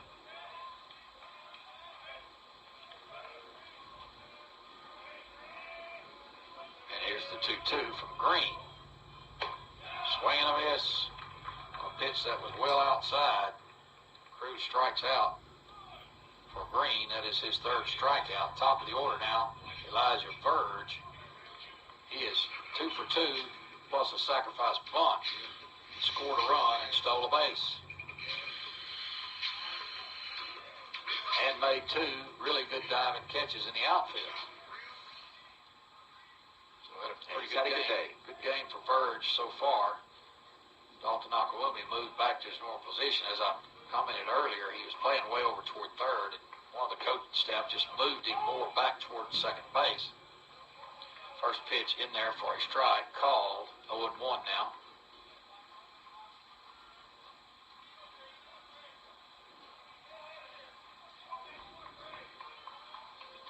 The 0-1 from Green on the way.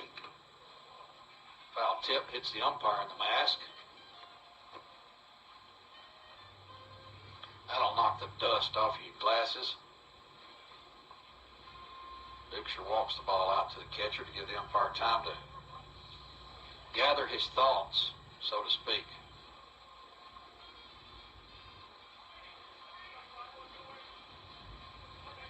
And now we're ready to go with an 0-2 count to Verge, the leadoff batter for the Tigers, with one out.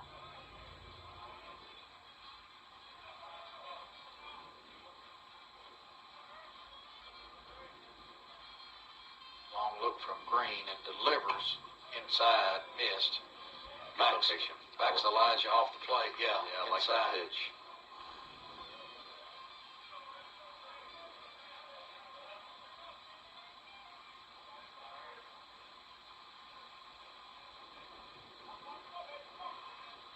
Here's the pitch. Outside, 2-2 is the count.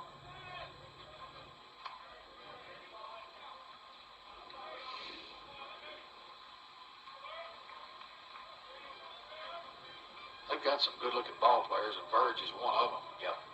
Local kid in Nashville. Yep, Lipscomb Academy. Here's the pitch. Breaking ball up high. Three straight balls. After getting ahead 0-2, Verge has worked the count back to full to 3-2.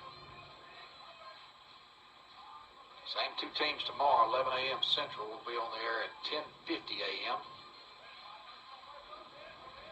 Hope you can join us for the doubleheader. Here's the pitch. Check swing out to second base. On the fly, Rafael Garcia has it. Two in the mud for Peyton Rios. As Verge pops out to the second baseman. Rios has singled twice, scored once, drove in a run, stole a base. 2 for 3 on the day for the two-hole hitter, Peyton Rios.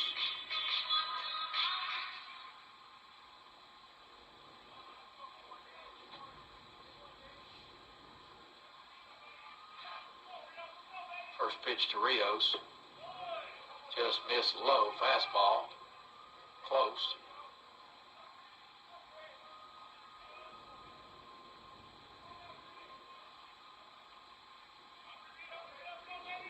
We're in the bottom of the 7th. 11-6 lead for the Phoenix. Ground ball foul down the right field side. Cumberland scored 3 in the first, 3 in the third, 2 in the fourth to grab an 8-0 lead, but the Tigers scored 4. Bottom of the 4th to cut it to 8-4. We stand at 11-6 now. Home runs in the game by Toshi Korea for the Phoenix. DeAndre Jacob for Georgetown. Hits that one out to right field. Snagged by Will Sertan down at first base. Nice leaping grab. Well hit ball by Rios, but nothing more than a line out to first base for the third out. No runs, no hits, no errors, nobody left. Back in 1 minute. Directions to Outback Steakhouse. Head north on Magnolia Drive and turn left at the lights. So, what are you picking up at Outback? I'm sorry? Have you tried the Aussie cheese fries? Well, At the next light, turn right. If I had hands, I'd get them on that perfectly crispy bloomin' onion. What the? It's just another 500 feet. So close. I can almost taste that juicy Victoria's filet mignon. Well, if I could eat. Outback Steakhouse is so delicious, even your navigation system will want to play. Let's Outback. The National Association of Intercollegiate Athletics has over 65,000 student athletes, 250 colleges and universities, gives out $600 million in athletic scholarships annually within 21 conferences, and has 26-plus championships across the United States and Canada. For more information on how to become an NAIA student-athlete, log on to NAIA.org. Cumberland University has been a proud member of the NAIA since 1983.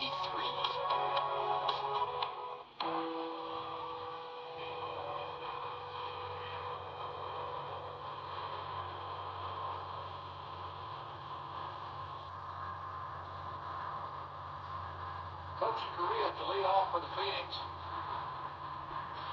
First pitch taken for a ball from Dylan Bland, former Cumberland pitcher, former Ball State pitcher Dylan Bland. Second pitch to Korea. Misses also low fastball. Dylan throws mostly fastballs.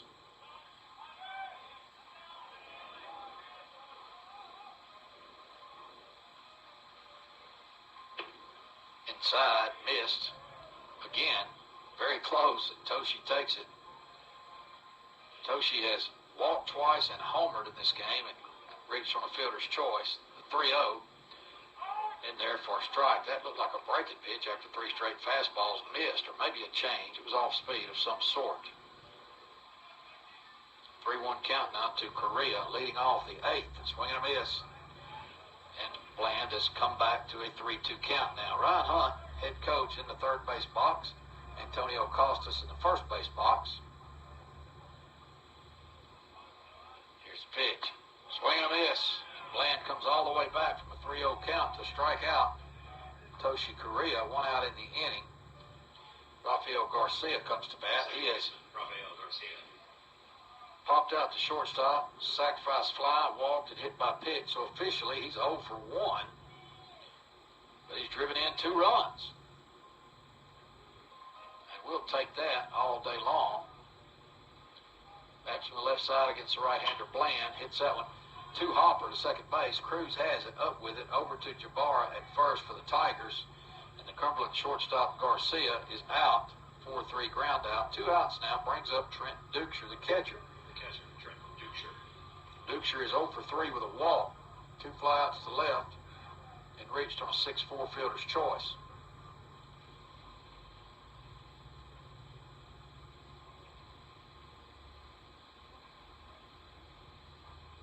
That's from the right side against the right-hander Bland. They know each other well, as when Bland was at our place, Trenton would catch him 2 years ago, 2023. Breaking ball misses. 2-0. Chris, as a former catcher, would it help you, if, like in inter-squad games, when you face a pitcher that you know his tendencies and what he likes to throw? Definitely, absolutely it did. Which, I mean, back when you played, people weren't transferring around all the time, so it's rare that you would face a former teammate in a game situation. Yeah, and I was in the bullpen so much, I caught every pitcher, and so I get in inter-squad game or something, I at least had seen their stuff a lot. Yeah. Inside, just missed, and Trent Dukeshire draws a walk. Second walk of the game for Trent. I remember Tim Miller, I don't know if you're from, he was a great pitcher, came to us from Florida State, was on our 97 World Series team. I got a base hit against him in an inter-squad, and I thought he was going to murder me. Tim gave up a home run against Tribeca one time. We were up 10 or 12, 15 runs, and he grinded and hit one out, and Tim chased him around the bases. He wasn't happy about that. Man, he was a competitor. Oh, my gosh. Ty Martin, senior from Gallatin, Tennessee, in to run as a courtesy runner for Dukeshire at first with 2 outs. Gaines Hosson, the batter. Dylan throws the gas right at his face. He gets out of the way. 1-0 count now. I'd love to see Tim Miller again. We've not seen much of him. I know Coach has communicated with him some. Outside corner, fastball for a strike. 1-1 count.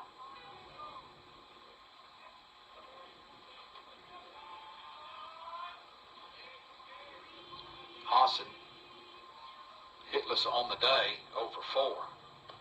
Ball gets away from Hamilton, the catcher, and Ty Martin is going to scoot down to second base with 2 outs. Hosson has hit the ball hard a couple of times, but nothing to show for it, 0 for 4.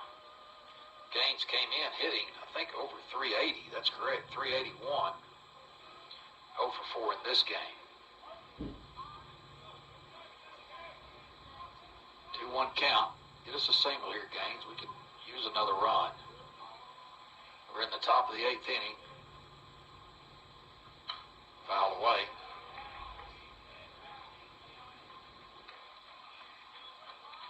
And the count goes 2-2.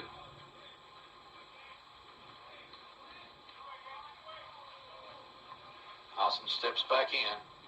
Good speed on second base, and Ty Martin running for Trent Dukes, the catcher. Here's the pitch.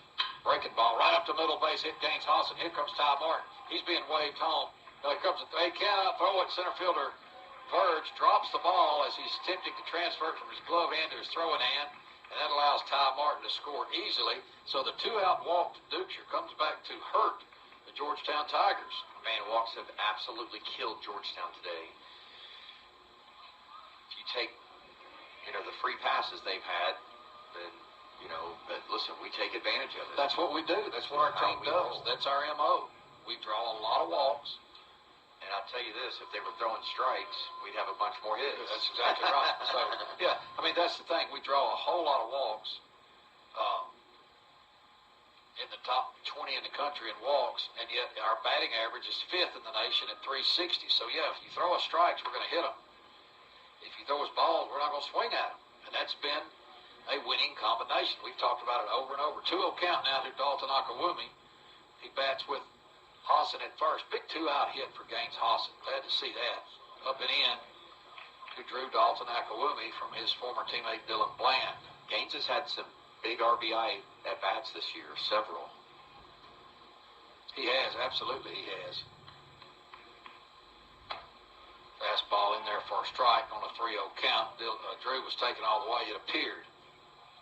12-6 now, Cumberland leads. 12 runs on 10 hits, no errors.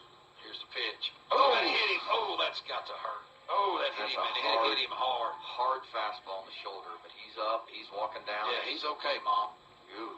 He's okay, but golly, that one just, I felt it from here. The ball just died as soon as it hit him. It just square. It did not bounce away. And Drew's aboard. That's going to be all for Dylan Bland. Let's talk about our auction, Chris. Yep. Dylan Bland going to be replaced by a new Georgetown pitcher. Our Cumberland baseball auction is up right now, and you don't have much time. It's going to end next Saturday, April 5th. I'll give you the address, the the website address, cubaseball25.cbo.io. One more time. Get your pencil. cubaseball25.cbo.io. Go check it out. It doesn't cost anything to look. See if there's anything you want. If you want to bid on something, then you have to give your credit card, but your credit card's not going to be charged unless you win the auction at, I guess it's at midnight. I'm not sure. We'll have to find out on April 5th when it ends, but read some of the stuff that we've got on there. I want to mention this. If you're a West Coast family or go out to the West Coast occasionally, the Dodgers are the hottest ticket in baseball right now, and there is an LA Dodgers tickets and VIP batting practice that you're on the field for the batting practice. It's 2 tickets and 2 VIP passes to get close to the action, go on the field, watch batting practice, and right now that's $240. And so if you're out on the West Coast or if you travel out to the West, man, that's a deal right now. It really is. It's a $400 value. The high bid right now is $240.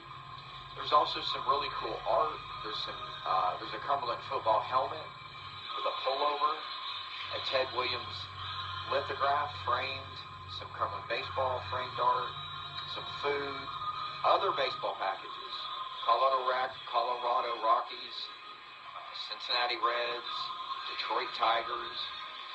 So if you're a Major League Baseball fan, there's some really good opportunities for Miami Marlins VIP package, 2 tickets, behind home plate with access to the Diamond Club, valet parking, food and beverages.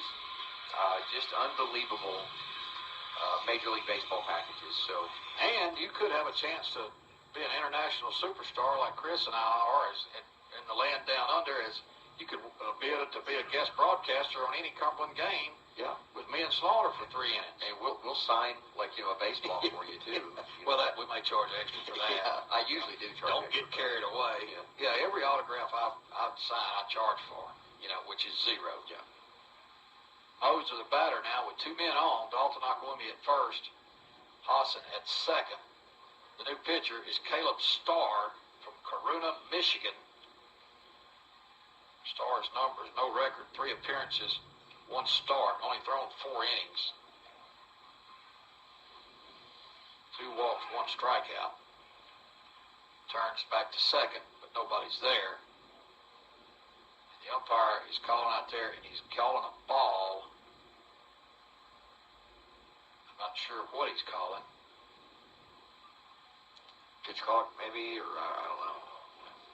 What is it? Say again? So he called a ball? Okay, yeah, he called a ball? 2 times. Okay. Yeah.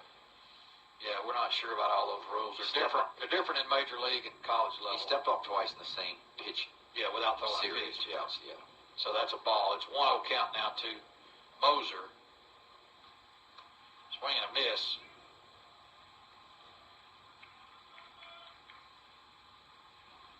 Moser scored 4 runs, been on base 5 times. 3 times by a hit, once by a walk, once by a hit by pitch. 1-1 count now, chance to drive in a run. Moser's also stolen 3 bases. Have a day. About the only thing he hasn't done is drive in a run. He could do that here. We're in the 8th, the top of the 8th. Cumberland up 12-6 with 2 outs and 2 runners still on, first and second. Throw back to second. Hassan is back. I'll tell you what, Georgetown has thrown back to second as much as any team we've seen this year. Done it a lot. Unsuccessful every time, thankfully. Moser came in as a second leading hitter in the Mid-South Conference. He has done nothing to change that with his 3-hit day. Little looper out to shortstop. Chapman comes in right off the fists. Moser is finally, for the first time, retired as he pops out to the shortstop for the 3rd out. But another run scores on only 1 hit. No errors. 2 men left. And we head to the bottom of the 8th. Cumberland 12, Georgetown 6. Back in a minute. Hi Phoenix fans, this is Quinlan Wiley from Newnan, Georgia, and I'm a senior pitcher for the Cumberland Phoenix. We're fighting for a Mid-South Conference championship, and we want all you guys to be a part of it. Tune into these radio stations on Tuesday and hear us take on the 19th ranked Johnson Royals from Knoxville. Then come out to the 6th and watch us battle Campbellsville in a huge Mid-South Conference series on the weekend. All games can be heard online at WANTFM.com, GoCumberlandAthletics.com. Check out the CU website for game times. I'll see you at the 6. Support for Cumberland Athletics is provided by Hamilton Springs, Tennessee's first transit-oriented community. The award-winning development on Highway 70 in Lebanon includes a Music City Star train station. Homes and lots as well as apartments are available within the Jack Bell Builders development. For more information, contact Anita Tate or visit HamiltonSprings.com.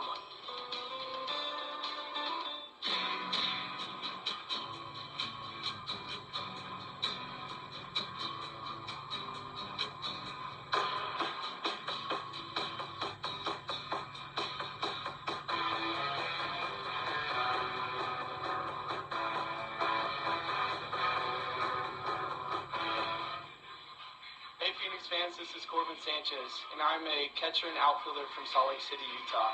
We'd like to thank some of our corporate sponsors for this season, including Don Kennedy Roofing, Coca-Cola, and Houston Orthopedic Clinic. Hey, Mom. Bottom of the 8th, Cumberland leads Georgetown 12-6. I'm Randy Salas along with Chris Slaughter bringing you all the action in Game 1 of a 3-game Mid-South Conference Series. The same 2 teams will battle tomorrow in a doubleheader starting at 12 noon Eastern Time, 11 a.m. Central Time.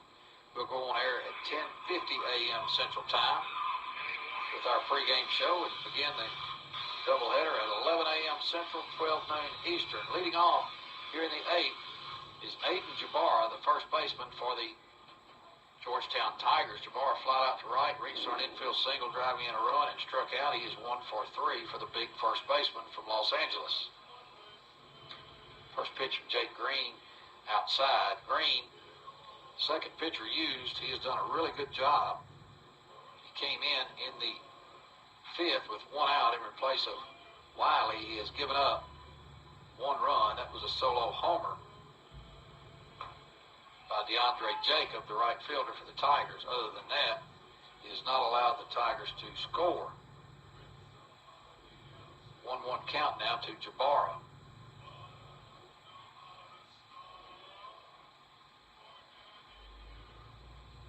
And here's the pitch. Inside, just missed. 2 balls, 1 strike.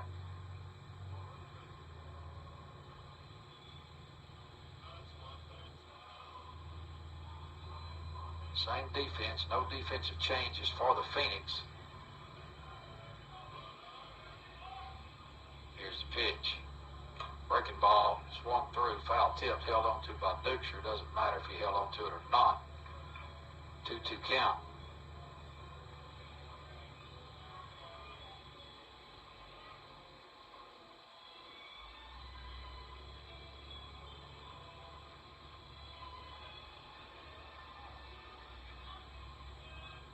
Long pause from Green, and here's the pitch. Outside, 3-2 goes the count.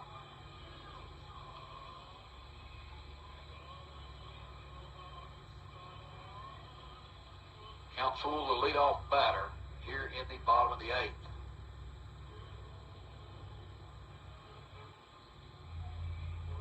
Here's the pitch from Green to the big right-handed batter, Jabara. Fouled off into the screen down near the first base dugout.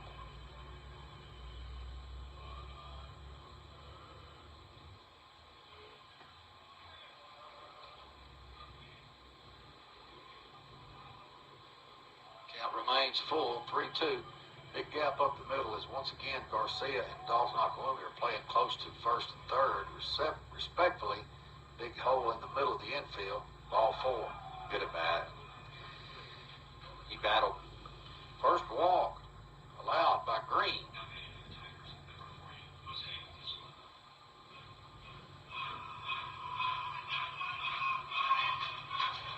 I think it's the first walk of the game, isn't it? Or no?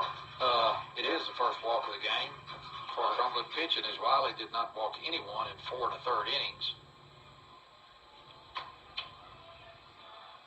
Now Green has thrown 1, 2, and 2/3 innings. Popped up, first base side, foul ground, 10, makes the grab. And Cazorla throws his bat down in disgust as he pops out to Wilshire 10 on the first pitch he sees. 1 out now. Jarrett Chapman, the shortstop, comes to bat. Chapman grounded out to third, single, driving in a run, stole a base, and flied out to left field for Jarrett Chapman, the senior shortstop from San Jose, California. Green is right at 50 pitches, so still good. Should be able to finish this game no problem as long as he's still effective. Jabara at first with 1 out in the 8th. Inside pitch, fastball, misses. 1-0. 10 hits for Cumberland, but how many walks did you say, Chris? It was 11 or 12, including 2 hit by pitches. And that's what we do. It's what we've done all year long. Mix in a home run or 2 here and there, one by Korea, and there you are.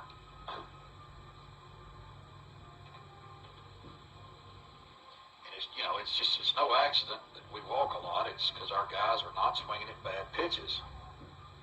Typically, occasionally, of course.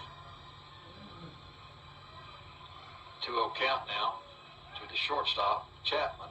Foul ball down the right field side. Well, it's a long run. He's not going to get there.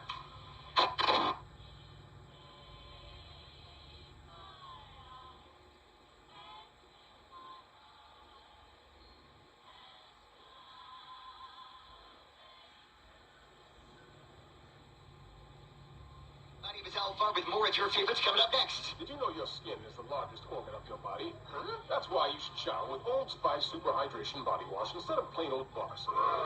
Love your skin by super hydrating it with vitamin B3 and glorious notes of vanilla and sugar. Did you know that my super hydrated skin is the second largest organ of my body? The first is my heart. Old Spice. Men have skin too. Old Spice Super Hydration Body Wash. 24/7 renewing moisture. With daily use.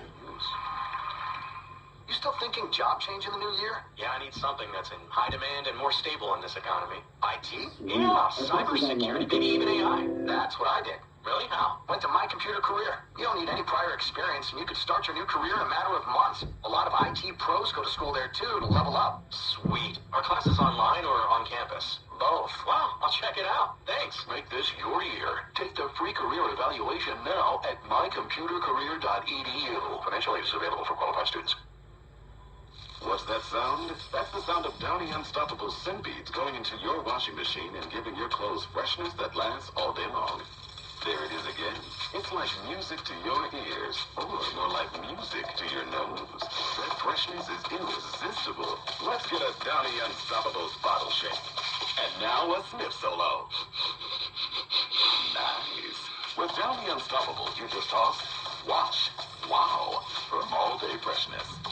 You're a man with a plan. I know. You'll propose to her on that family trip in front of everyone. Brilliant. I know. You know the trip is only a month away. But I don't have a ring. Luckily, there's Gage Diamonds with engagement rings in every style. For every budget, it's certified natural diamonds. Lab-grown diamonds and moissanite. Can I finance it? Gage lets you buy the ring today and pay for it over time with our no credit needed financing. Brilliant. Yes, we are. GageDiamonds.com. We're engagement's middle name. Visit GageDiamonds.com for restrictions.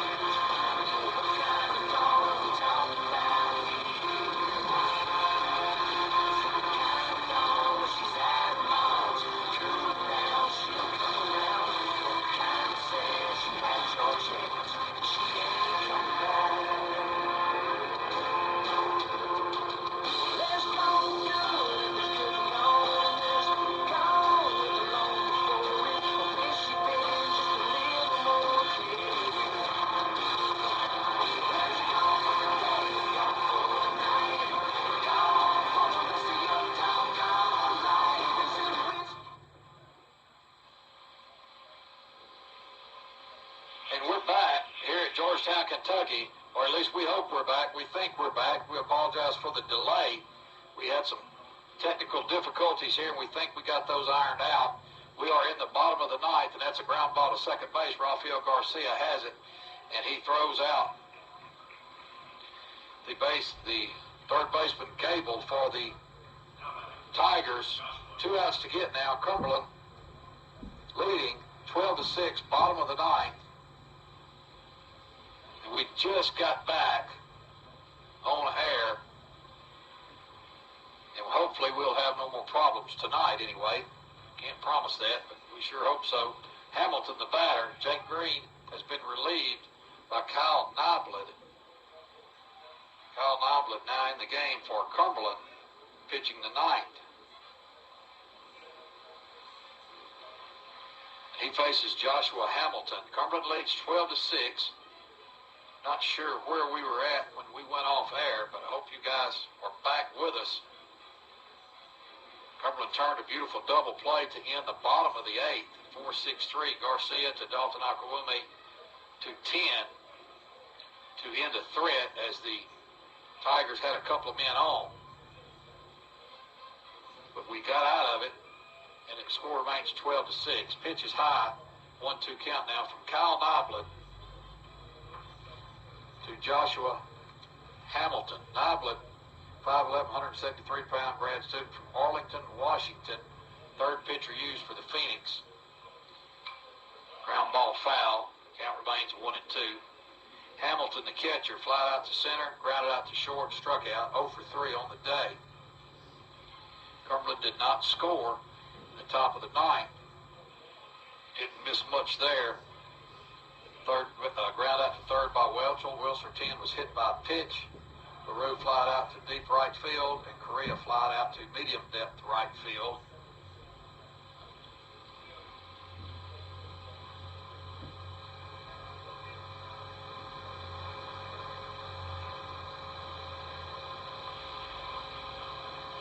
And Hamilton asked for time. Here comes Coach Barado. He's going to have a word with Kyle Noblett. Don't know what he could have seen. Noblett's only faced one batter, Hamilton his second. He must have seen something maybe in his mechanics, Chris, or something like that. Yeah, it's hard to say. Usually don't have a mound visit 2-2. Especially in his second batter he's faced, so, and nobody on, just kind of odd, but I trust Coach Barado knows what he's doing.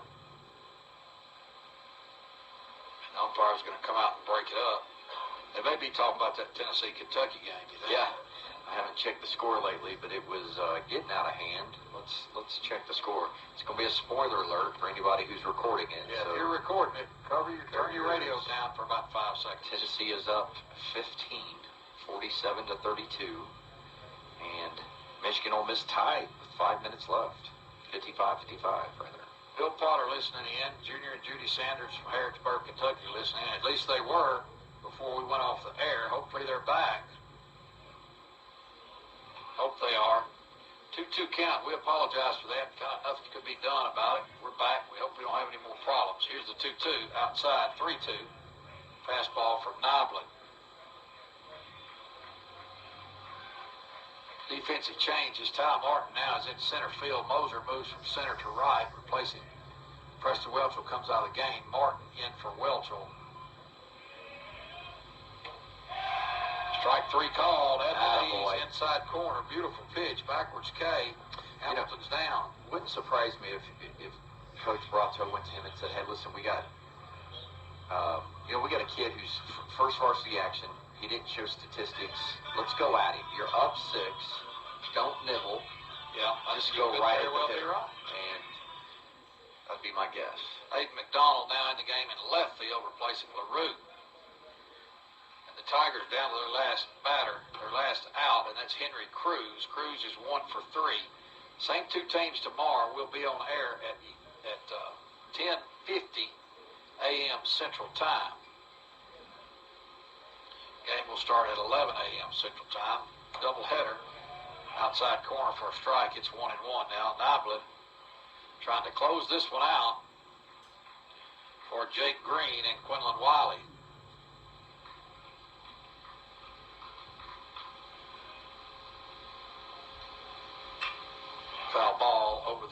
Nice dugout, which houses the Cumberland Phoenix.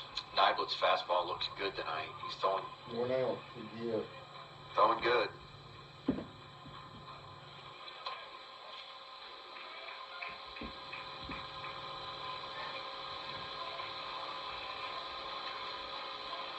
Here's the 1-2. Outside.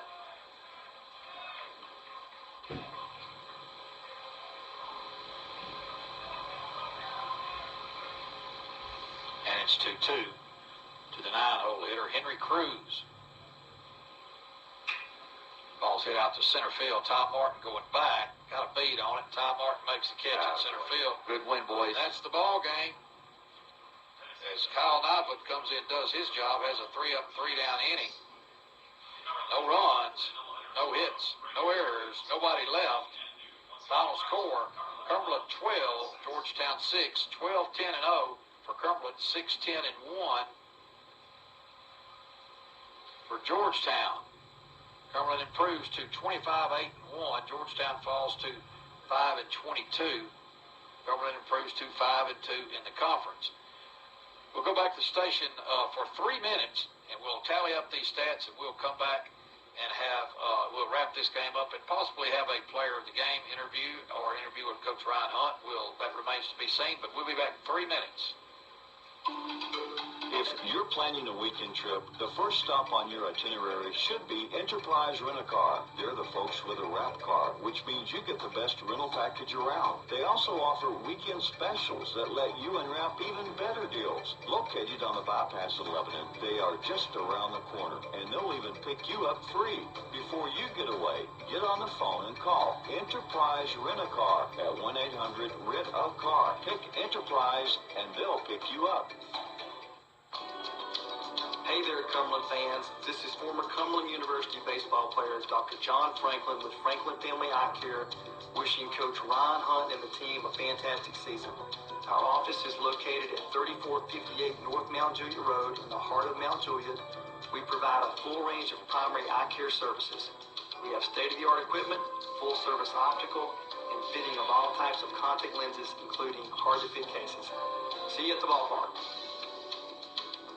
Sports World in Lebanon offers school apparel for your favorite sports team. Hoodies, shirts, hats, ear warmers, and toboggans to show off your school spirit. Sports World also specializes in team uniforms, equipment, and sporting goods supplies, offering customized apparel with screen printing and embroidery that carry North Face, Columbia, Under Armour, Adidas, and more. The staff at Sports World is happy to assist you with all your sporting needs, big or small, open Monday through Saturday. Find them on Facebook for new arrivals and information for anything and everything sports. Think Sports World in Lebanon.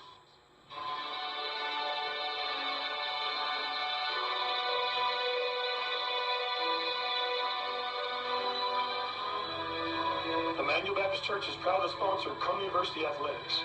For 40-plus years, we've been around the Phoenix. We believe that every generation matters at Emmanuel Baptist Church, and we'd love for you to come visit us. We have something to offer from the cradle to the golden years. Check out our website at ibctn.org to learn more. And we're back with the action. Coke Zero Sugar might be the best Coke ever. That's right, Jim. With an irresistible taste and zero sugar, Coke Zero Sugar is a must-try for any sports fan. So make sure you... Wait, Jim, I didn't mean try it right now. We're still in the air.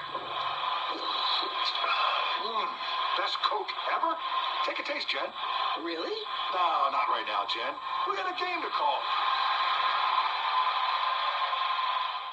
What do you look for in a sign store? Experience, quality, premium products? How about all of the above? At Signorama, we've served our communities with quality products and exceptional customer service for 35 years. Everything from vinyl banners and yard signs to channel letters to truck and car wraps. We create eye-catching designs that will enhance your business's visibility and get great results. Contact us today to learn more about custom signs or for a free consultation. Signorama, locally owned and nationally known. WANT, WCOR, WKDA, W252DU, and W270DM, Lebanon.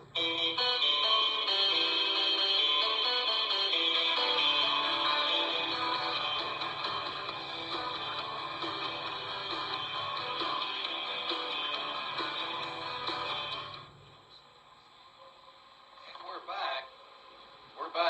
Georgetown, Kentucky, Robert N. Wilson Field. Cumberland wins over Georgetown by a score of 12-6.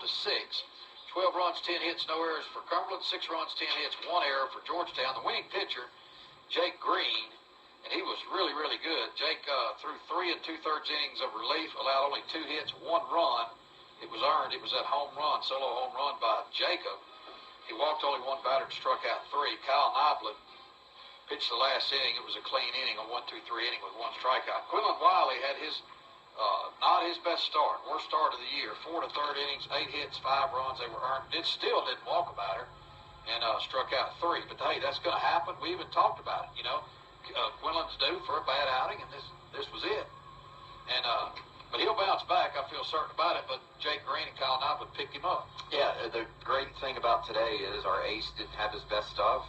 And, he just didn't have command. His slider was still working. And listen, Georgetown hit some good pitches. Give them credit as well. But the great part of that is we've got a handful of guys that come out of the pen. We held them. We were disciplined at the plate. And can't say enough about Green. Yeah, Green was really, really good. He improves to 4-0 on the season. Baker takes the loss, drops to 0-4. We'll look at some of these offensive stats for the Phoenix. Drew Dalton Akawumi was 1 for 5, but he walked, hit by pitch. So he's on base 4 times, scored 2 runs, stole a base. Hunter Moser, good day for him. 3 for 4 at the plate, scored 4 runs, stole 3 bases, walked once. Preston Welcher, 1 for 5 with a run scored and a walk. Wilson 10, good day. 2 for 4 with 3 runs scored, 3 runs driven in, hit by pitch. So he was on base 3 times. Dylan LaRue, 1 for 5 with a run scored and a walk. On base twice. Toshi Korea, good day. 1 for 4 with a homer, 2 RBIs, 2 walks, a run scored. Rafael Garcia, 0 for 2 with a sacrifice, a hit by pitch, and 2 runs driven in and a walk. Trent Dukeshire, 0 for 3, but he did walk twice. Gaines Hassan, 1 for 5 with a run driven in. Cumberland wins 12-6. We'll be back at it tomorrow. We'll go on air at 10:50 Central Time, 10:50 a.m. So as we round third and head for home, the news from Georgetown, Kentucky is good as Cumberland improves to 25-8-1 and more importantly 5-2 in the conference. And we will see you guys tomorrow, 10:50.